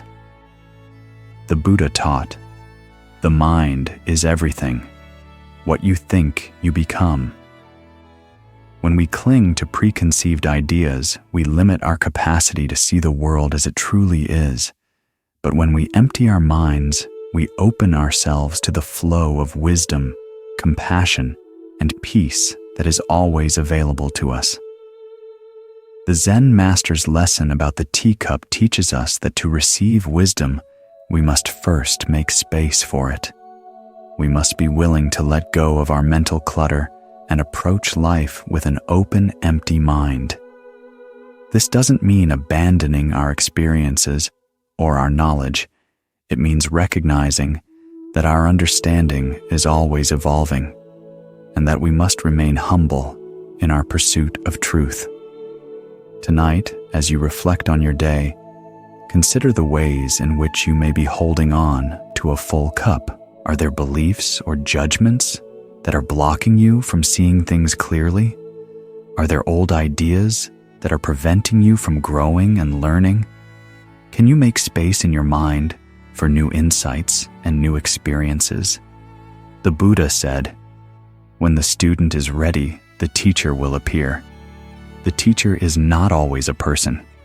Sometimes it is the quiet wisdom of the present moment, the lessons that come from nature, or the insights that arise when we let go of our mental clutter. By emptying our minds, we become open to receiving the wisdom that life is always offering us. Having learned the importance of emptying our minds to receive true wisdom, we now turn to the lesson of resilience and adaptability. Just as the Zen master taught us to let go of our rigid ideas, the next story invites us to consider the wisdom of flexibility. In the tale of the bamboo and the oak tree, we will explore how the ability to bend with life's challenges can often be the key to survival, while rigidity can lead to destruction. Once upon a time in a beautiful forest, there grew two trees. One was an oak tree, strong and mighty with thick, sturdy branches that reached high into the sky. The other was a bamboo stalk, tall and slender, its green leaves swaying gently in the breeze. Both trees had stood in the forest for many years, growing side by side, each taking its place in the vast landscape. The oak tree was proud of its strength and solidness. It had weathered countless storms, its thick bark and powerful trunk standing firm against the wind and rain. The oak tree believed that its strength was the key to its survival, and it often looked down on the bamboo, which seemed so fragile and flexible in comparison. The bamboo, on the other hand, knew that its beauty lay not in its strength, but in its ability to bend with the wind. It had witnessed countless storms, seen the strongest winds and the harshest weather pass through the forest. Yet despite all the forces of nature, the bamboo always returned to its upright position, standing tall once again when the storm passed. It was not the strength of its trunk that allowed the bamboo to survive, but the softness, the ability to yield to the forces around it, that allowed it to stand the test of time. One day, a fierce storm swept through the forest. The wind howled with violent force, and the rain fell in torrents. The oak tree, as usual, stood its ground, its roots deep in the soil, its branches holding steady against the fierce gusts, its trunk solid and unyielding, resisted the force of the wind pushing back with all its might. The oak tree believed that its immovable stance would keep it safe, as it had always done. But the bamboo, though much thinner and more flexible, bent with the wind. It swayed gracefully, bending low, but never breaking. The bamboo didn't fight the wind. Instead, it allowed itself to flow with the storm, bending low when needed, and swaying in harmony with the force that came against it. It was as though the bamboo had learned to dance with the storm. Its roots firmly planted, its branches flexible, and its spirit unwavering. As the storm raged on, the oak tree began to strain against the force of the wind. Its branches groaned under the pressure, and its trunk shuddered with each gust. Despite its strength, the oak began to feel the strain. The force of the wind was too great. The oak's solid, unyielding form was beginning to crack under the pressure. The bamboo, on the other hand, continued to bend low to the ground, allowing the wind to pass over it. Though it swayed wildly, it never broke always, returning to its original position once the storm passed. When the storm finally subsided, the forest fell silent. The sky cleared and the sun began to peek through the clouds. The oak tree stood tall, but it was weakened. Its branches had been torn, and some of its leaves were scattered on the forest floor. It had withstood the storm, but at a great cost. The mighty oak, once proud of its strength, had been damaged by its own resistance to change. The bamboo, however, stood undisturbed. Its leaves were still vibrant and green, its stalk straight and strong. It had not been broken, but had bent and flowed with the storm, only to return to its upright position once the storm had passed. The oak tree, seeing the bamboo standing so gracefully, turned to the bamboo and said, "How is it that you did not break in the storm? I am strong and solid, yet I have suffered damage. How could you survive when I, with all my strength, could not?" The bamboo, standing tall and graceful, replied, "It is because I bend not because I am weak, but because I understand that resistance to the forces of life only leads to destruction. I bend with the wind, I sway with the storm, and in doing so, I remain intact. Strength like yours is not always the answer. Sometimes true strength comes from the ability to adapt and flow with the circumstances of life." The oak tree, humbled by the bamboo's wisdom, understood. It had spent its life resisting the winds of change, believing that its strength alone was all it needed to survive. It had prided itself on its immovable stance, but the bamboo had shown it a different way, a way of flexibility, resilience, and acceptance of life as it comes. The oak tree had learned that sometimes true strength lies not in resisting change, but in yielding to it with grace. This story carries a powerful lesson. Strength is not always about rigid determination or resistance. True strength lies in the ability to adapt, to bend when needed, and to accept the natural flow of life without breaking. In Zen, we often speak of the importance of flexibility, being open to change, allowing ourselves to flow with life rather than fighting against it. Why do we resist change so fiercely? Zen Buddhism teaches that our attachment to permanence and control causes us to struggle against life's natural ebb and flow. We want things to stay the same. We want our plans to unfold exactly as we envision, and we fear the unknown. But the nature of the world is change. The seasons shift, people come and go, circumstances evolve. Life is in constant flux, and the more we try to hold on to what we know, the more we suffer. The oak tree's pride in its strength reflects our own tendency to identify with our fixed ideas of who we are and what we want. We believe that if we just hold firm enough, if we just push harder, we will be able to withstand whatever comes our way. But as the oak tree learned, this resistance can lead to breaking. The bamboo, on the other hand, understood that flexibility and openness are the true sources of resilience. By yielding to the forces of nature, the bamboo was able to survive and thrive.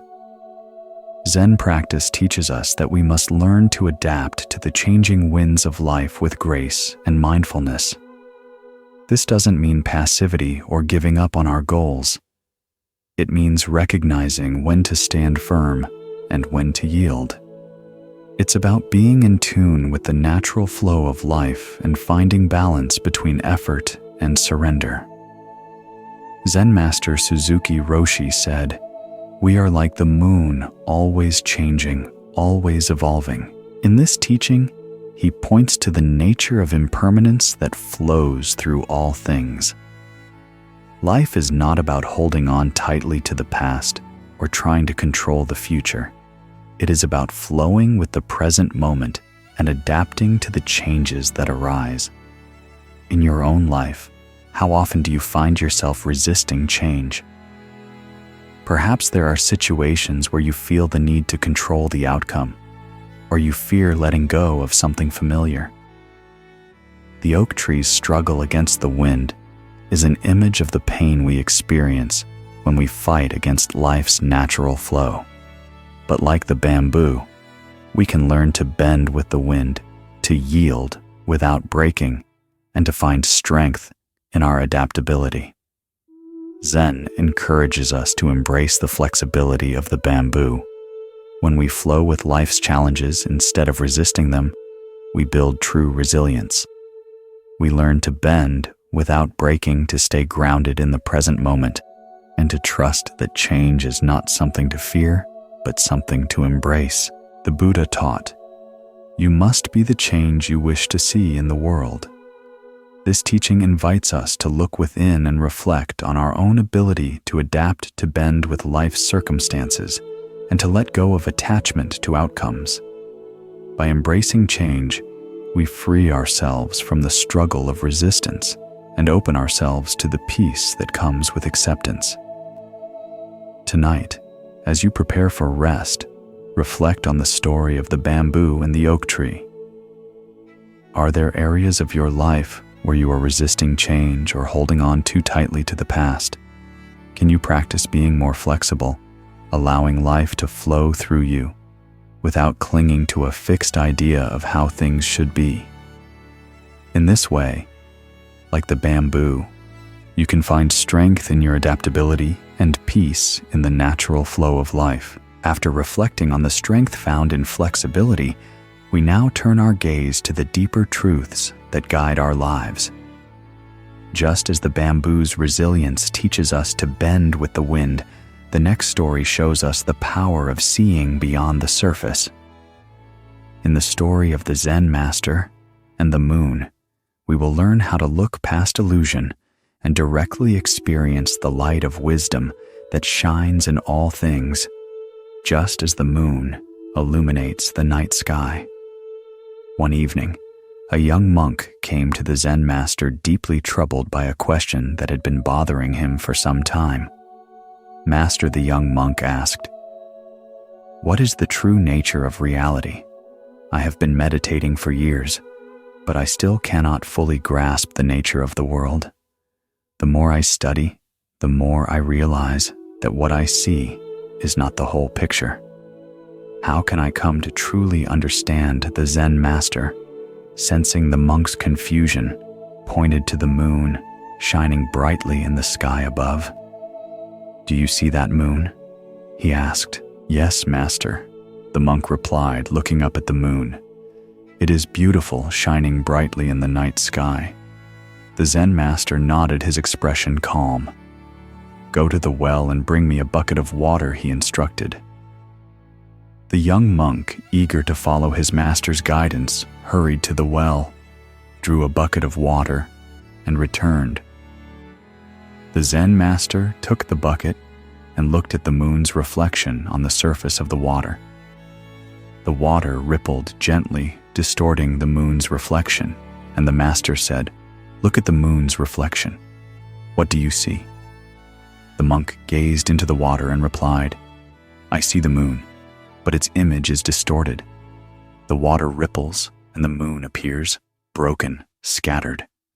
The Zen master smiled and said, "This is how the mind works. Like the water in the bucket, your mind ripples and distorts your perception of reality. You see the world not as it is, but as your mind shapes it. The true moon, like the true nature of things, remains unchanged no matter how your mind moves or how your perceptions shift." The young monk stood in silence, contemplating the master's words. He had always assumed that his mind was a clear lens through which he could understand reality, but now he realized that his mind, clouded by desires, judgments, and expectations, was distorting his perception. Like the ripples on the water, his thoughts and emotions were affecting the clarity with which he saw the truth. The Zen master continued, "Just as the moon remains constant, so does the true nature of reality. But our minds filled with distractions and attachments create ripples that distort the truth. To see the world as it truly is, you must calm the waters of your mind. Only then can you see the reflection of the moon clearly." The monk understood.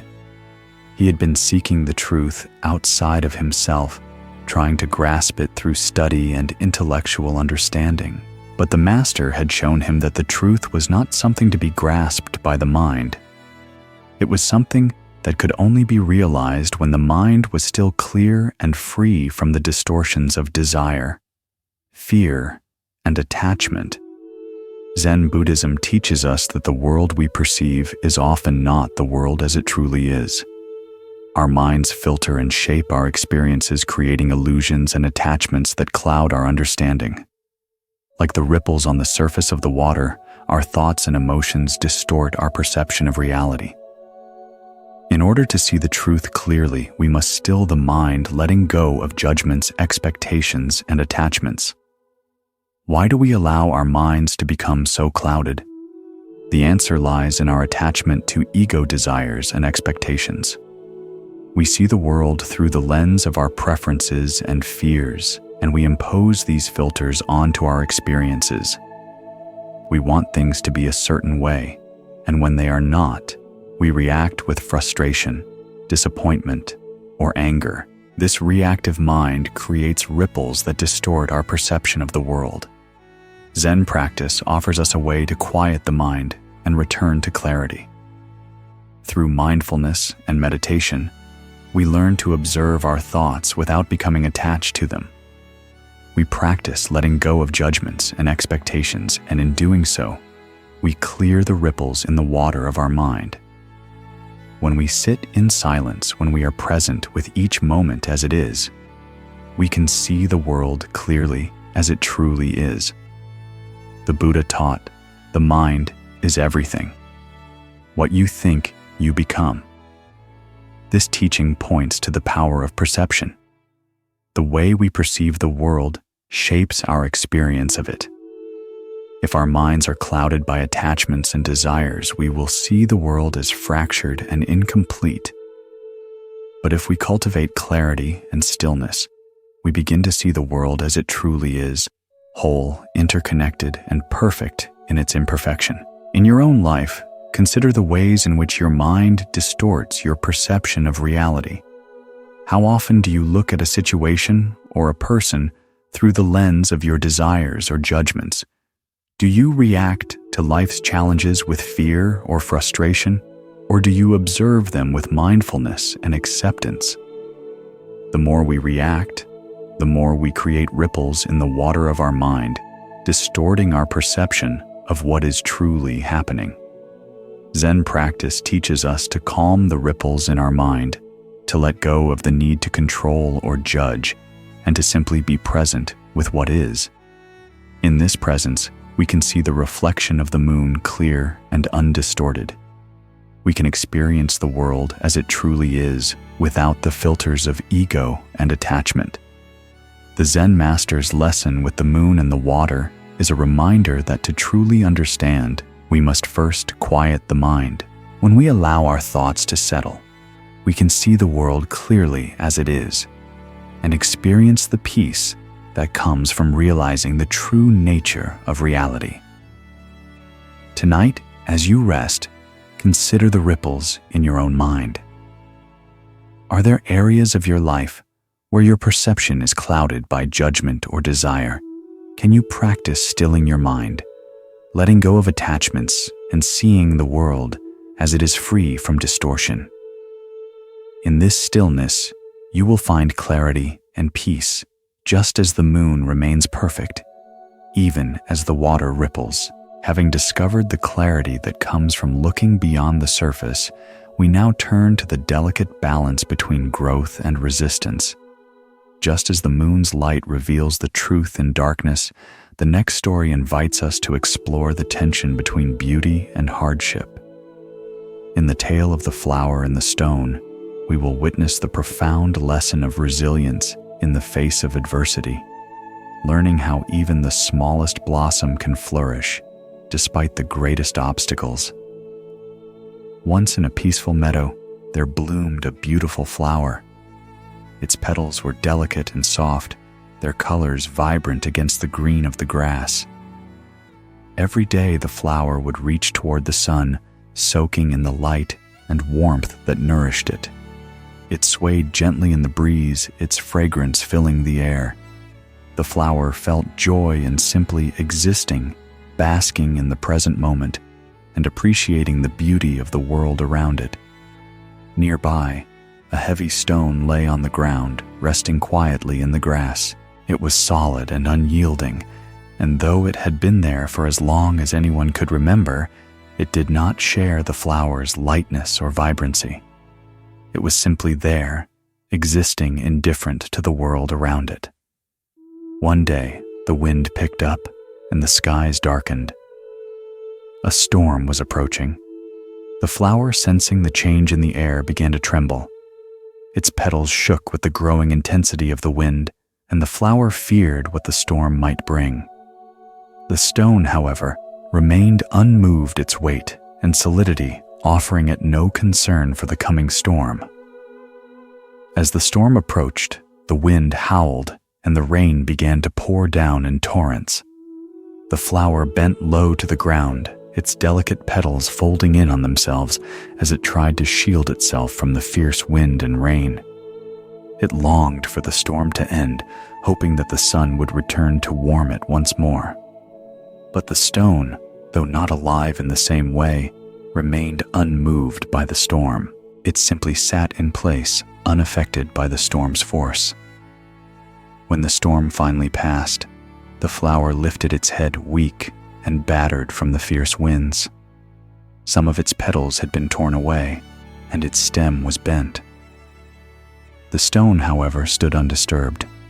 It had not changed, it had not bent, and it remained in the same place as it had been before the storm. The flower looked at the stone and asked, "How is it that you did not bend in the storm? You did not move, you did not sway with the wind. I too wanted to remain strong, but the storm broke me. Why did I suffer so much while you like a rock remained unaffected?" The stone replied with great wisdom, "I did not move because I could not. I was bound by my own heaviness, and my nature is to resist change. But you, dear flower, were free to bend. You could yield to the wind, and in doing so, you maintained your connection to the world. While I remained unmoved, you were in the flow of the storm, and when it passed, you could rise again. I, in my rigidity, remained unchanged, but you in your flexibility were free." The flower, still weary but enlightened by the stone's words, understood the lesson. The flower had feared the storm because it had believed that resistance to the forces of life was the path to strength. It had fought against the wind, trying to maintain its position. But in doing so, it had caused its own suffering. The stone, on the other hand, had remained rigid and unyielding, and though it had withstood the storm, it had not experienced the flow of the world. It had not allowed the storm to teach it, and thus it remained unchanged but static. Zen Buddhism teaches us the wisdom of the flower, that the path to peace is not through resistance, but through acceptance. Resistance to life's challenges, the storms, the changes, the unpredictability is the cause of much of our suffering. The flower's wisdom lies in its ability to bend, to yield, and to flow with the forces of life, rather than fighting against them. When we try to hold on to things as they are, when we resist change and seek to control outcomes, we cause ourselves pain.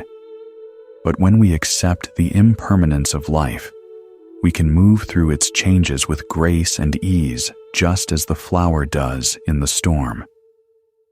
Why do we resist change so fiercely? Zen practice teaches that our attachment to permanence is the root of our suffering. We want things to stay the same to control what happens, and we fear the unknown. But the nature of life is change. The seasons shift, relationships evolve, and circumstances change. By resisting these changes, we create inner tension and suffering. The stone represents the rigidity of the ego, the desire to remain unchanged and unmovable. But the flower represents the freedom that comes with embracing the flow of life, allowing ourselves to bend when needed and rise again after hardship. Zen master Thich Nhat Hanh taught, "The more we let go, the freer we become." This teaching reflects the wisdom of the flower. The flower does not resist the storm. It simply bends with it. And in doing so, it remains connected to the flow of life, free from the suffering that comes from trying to hold on to something that is always changing. When we let go of our resistance to life's challenges, we allow ourselves to move with the current of existence. This flexibility does not mean passivity or lack of action. It means allowing life to unfold as it is, and meeting each moment with acceptance rather than resistance. In your own life, consider the ways in which you may be resisting the storms that come your way. Are there areas of your life where you are holding on tightly to something that no longer serves you? Perhaps it's an old belief, a relationship, or a plan that you are trying to control. The flower's lesson invites you to reflect on how you might yield to the forces of life with grace and acceptance. Instead of fighting against change, can you practice flowing with it, knowing that this is the way to freedom and peace? The Buddha taught, "The way is not in the sky. The way is in the heart." The path to peace does not lie in fighting the storm, but in accepting the storm and embracing the wisdom that comes with it. By learning to bend like the flower, we find the freedom to move through life's challenges without becoming broken by them. Tonight, as you reflect on the challenges and changes in your own life, think of the flower. Can you allow yourself to bend when needed to yield to life's natural flow? By doing so, you will find the strength to rise again, just as the flower does after the storm has passed. After witnessing the flower's resilience in the face of obstacles, we now turn our attention to the nature of perception and understanding. Just as the flower blooms despite the stone's weight, we often find that our limited perspectives can hinder our deeper understanding. In the next story, the tale of the blind men and the elephant will teach us how different viewpoints shape our reality, and how true wisdom comes from embracing the whole picture, not just one piece of it. Once in a small village in the east, a group of blind men heard that an elephant had arrived in their town. The villagers told them about the elephant, but since the blind men had never encountered such a creature before, they were curious to learn what an elephant truly was. However, since they could not see, they asked the villagers to allow them to touch the elephant and explore it through their sense of touch. The villagers agreed and brought the elephant to where the blind men were standing. Each blind man approached the elephant, eager to understand what it was. They began to feel the elephant's body, each one touching a different part of the animal. The first blind man, who happened to touch the elephant's broad, flat side, said, "The elephant is like a large wall, solid and smooth. It is very wide and expansive." The second blind man, who had touched the elephant's trunk, disagreed. No. The elephant is like a thick, flexible tree branch, long and curved. It moves and sways as if it's alive." The third blind man, who had touched the elephant's tusks, said, "You are both mistaken. The elephant is like a sharp, hard spear. I can feel its smooth surface and pointed end. It is rigid and strong."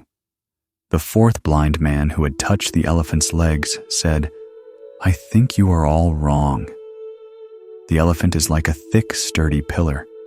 It is round and solid with a strong base that supports its weight." The fifth blind man, who had touched the elephant's tail, said, "You are all mistaken. The elephant is like a long, thin rope, soft and flexible, swinging gently with the breeze." Finally, the sixth blind man, who had touched the elephant's ears, said, "You are all wrong. The elephant is like a large, thin leaf or fan. It flaps gently and is light like a piece of fabric." The blind men, each convinced that their understanding was the correct one, began to argue with one another. They could not understand how the others could be so wrong, as their individual experiences of the elephant seemed so different. Each one insisted that their own perception of the elephant was the true one, and the disagreement grew heated. Finally, a wise old man who had been observing the argument stepped forward and said, "All of you are right, and all of you are wrong. Each of you has touched only a small part of the elephant, and so your perception of the whole is incomplete. The elephant is not just like a wall, a tree branch, a spear, a pillar, a rope, or a fan. The elephant is all of these things, and yet it is more than any single one of them. The blind men were silent, and slowly they began to realize the truth in the old man's words. They had each perceived only a small part of the elephant, and so they had been unable to understand its true nature. Their limited perspective had caused them to argue, each believing that their own experience was the whole truth. This story illustrates a fundamental truth about perception. We often mistake our limited view of reality for the whole truth. Just as the blind men each touched a different part of the elephant and believed that part to be the entire animal, we often view the world through the lens of our own experiences and biases. Our perceptions are shaped by our background beliefs and circumstances, and we often fail to see the bigger picture. Zen Buddhism teaches that true understanding comes from seeing beyond our limited perspectives. We must learn to let go of our attachments to our own viewpoint and open ourselves to the fullness of life's experiences. The blind men could not know the full nature of the elephant because they were limited by their individual perceptions. In the same way, we are often limited in our understanding of reality by our personal biases and judgments. Why do we cling so tightly to our perspective? Zen practice teaches that our attachment to our own views and opinions creates suffering. We become trapped in our beliefs, seeing the world only through the narrow lens of our own experiences. This attachment to our perspective leads to conflict, misunderstanding, and division. But when we open ourselves to the perspectives of others, we expand our understanding and see the world more clearly. Zen master Shunryu Suzuki said, "In the beginner's mind, there are many possibilities, but in the expert's mind, there are few." This teaching points to the importance of approaching life with humility and openness.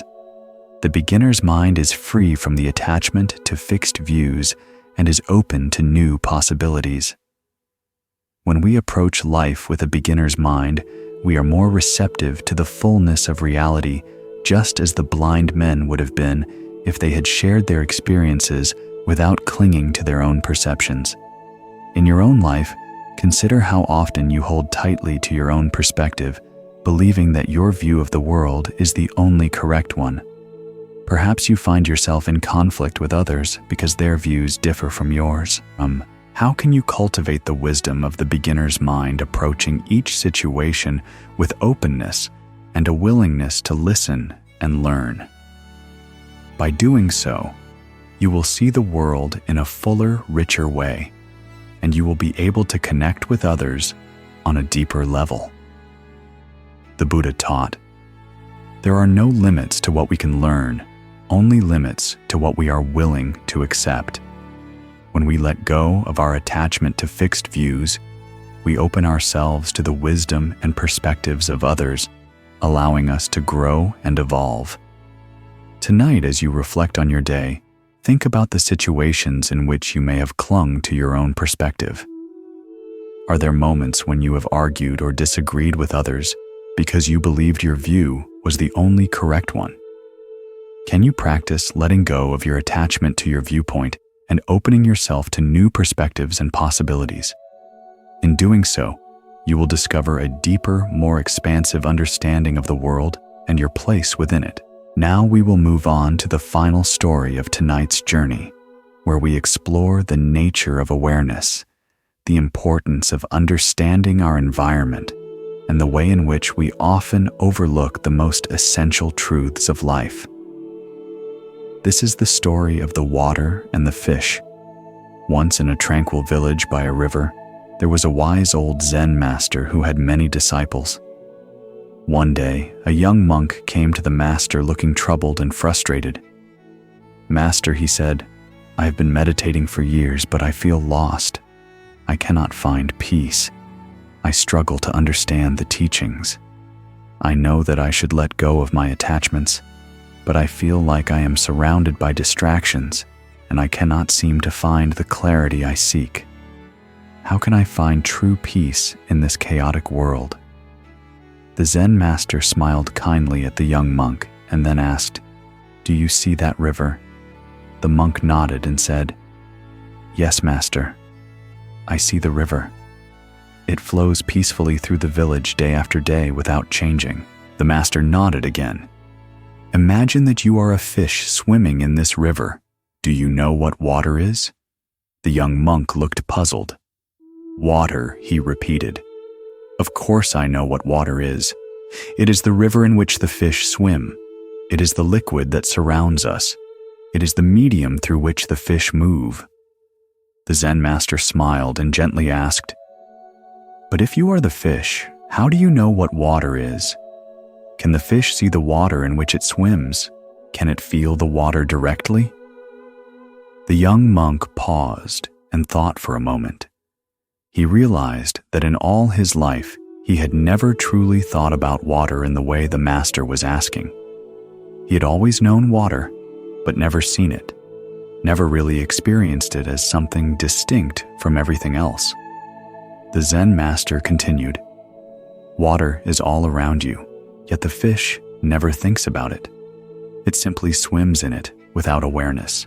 It takes the water for granted, not realizing that it is the very element that allows it to live and move. In the same way, you live in the world of distractions, surrounded by the constant flow of your thoughts, desires, and attachments. Yet you are not aware of the very environment that shapes your experience, the environment of your mind. You must come to understand the water in which you swim, the mind in which your thoughts arise." The young monk looked deeply into the river, trying to comprehend the master's words. He began to realize that, like the fish in the water, he had been so immersed in his own thoughts and desires that he had never truly paid attention to the nature of his mind. His mind was like the water it surrounded him.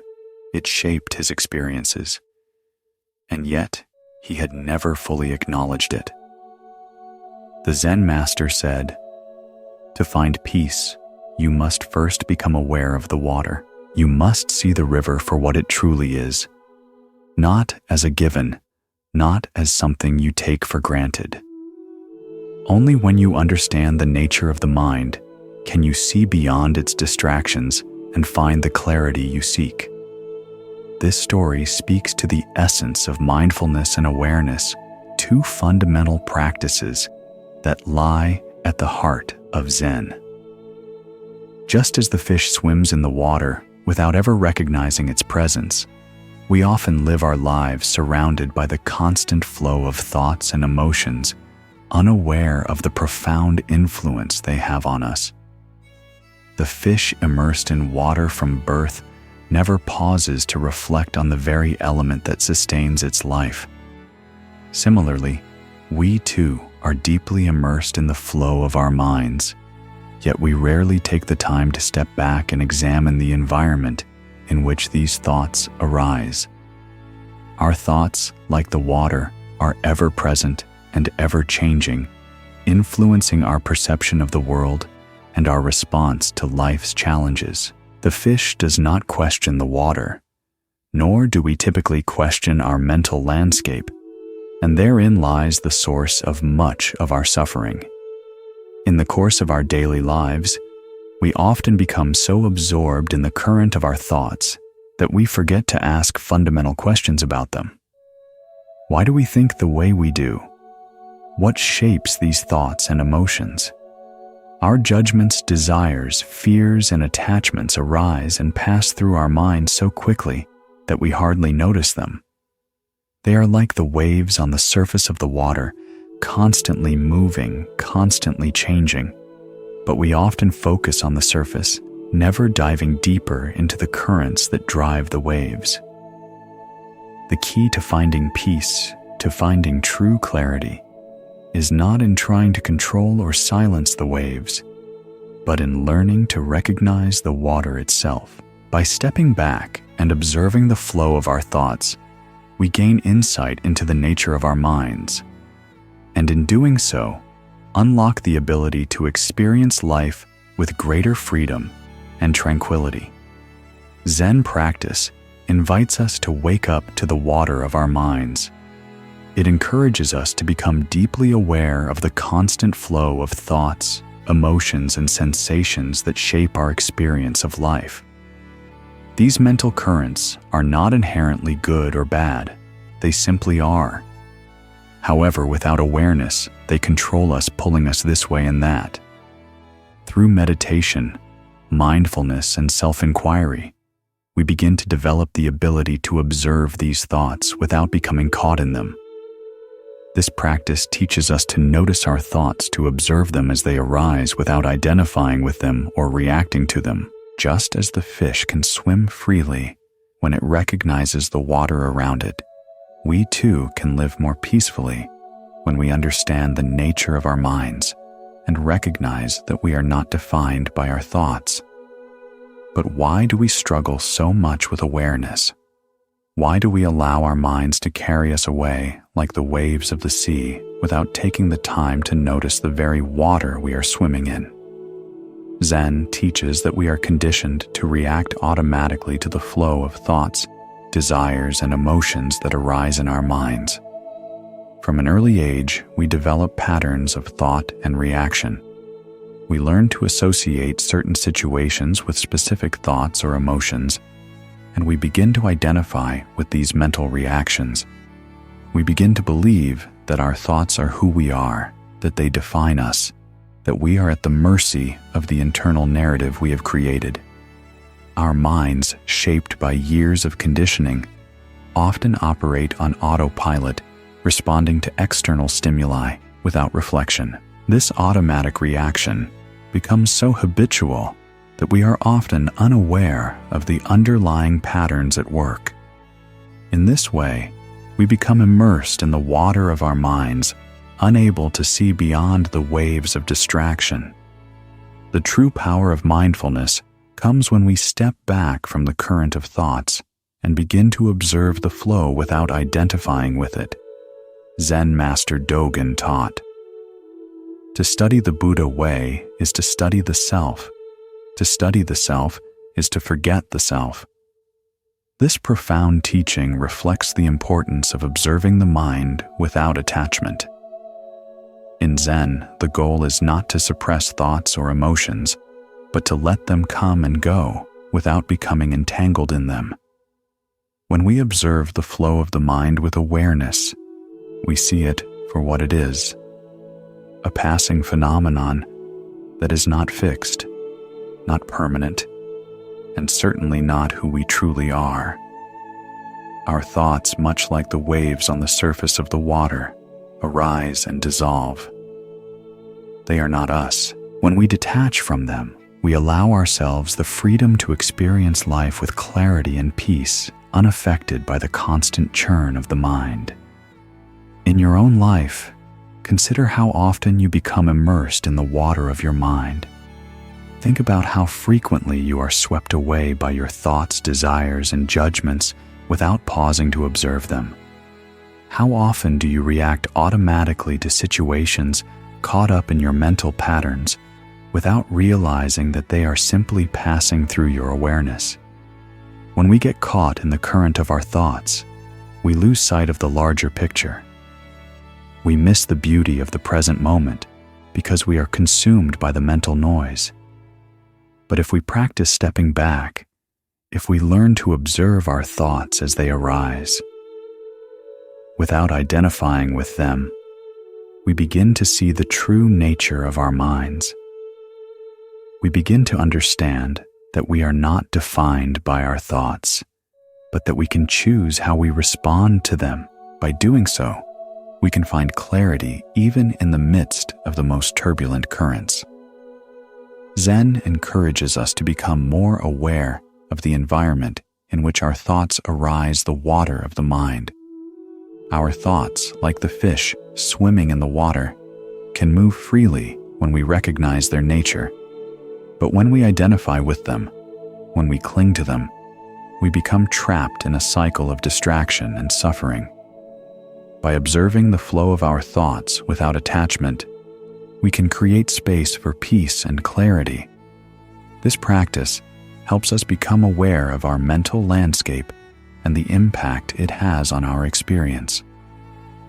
Just as the fish thrives in water when it understands its surroundings, we too can thrive when we see the true nature of our minds and learn to navigate them with mindfulness. The Buddha taught, "When the mind is still, the entire universe is still." This teaching points to the profound power of awareness. When we are mindful of the flow of our thoughts, we create stillness within ourselves. The chaotic waves of thought settle, and in that stillness, we find peace. We see the world clearly, without the distortion of our judgments or fears.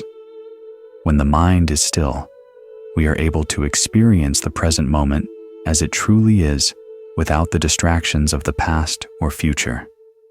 In this stillness, the world becomes clearer, more vivid, and full of possibility.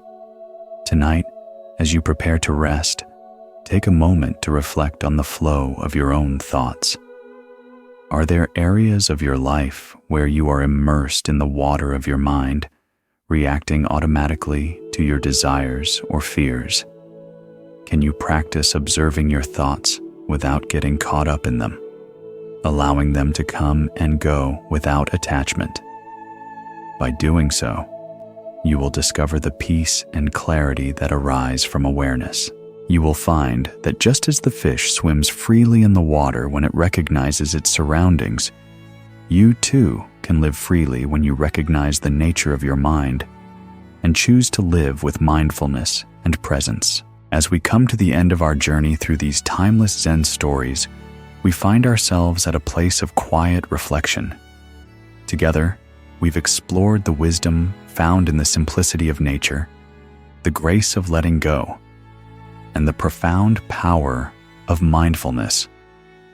These lessons, so rooted in the ancient teachings of the Buddha, remind us that peace is not something we seek outside of ourselves, but something that arises when we turn inward and cultivate awareness in each moment. In the stories we've shared, the empty boat, the bamboo, and the oak, the monk, and the tiger, and others, we've witnessed how the external world is but a mirror to the inner landscape. The challenges we face, the anger we encounter, and the inevitable changes that sweep through our lives are all part of the river of existence.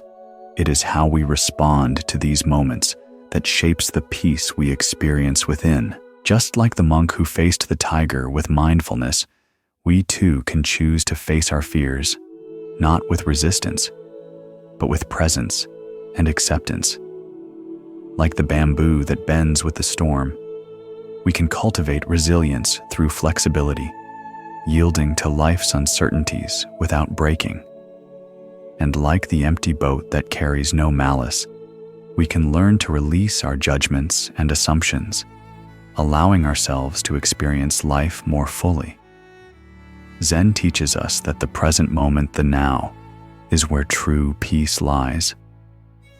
In the simple act of being present, whether it's in the taste of a strawberry or the feeling of the wind on our face, we can find serenity. The teachings invite us to let go of the past and not to worry about the future, for the only moment we can truly live in is this one. As the Buddha so wisely said, "Peace comes from within. Do not seek it without." I encourage you, dear viewer, to carry this peace with you as you continue your journey. Whether you practice Buddhism or any path that brings you closer to yourself, the key lies in mindfulness, non-reactivity, and compassion. Allow yourself the space to sit quietly in moments of stillness, to breathe deeply, and to observe without attachment. In these simple practices, you will find the calm you seek, and over time, they will guide you to a deeper understanding of your own inner nature. Life is ever-changing, and challenges will come just as they always have. But with the wisdom of these stories in your heart, you will find that each challenge is an opportunity to grow, to learn, and to come closer to your true self.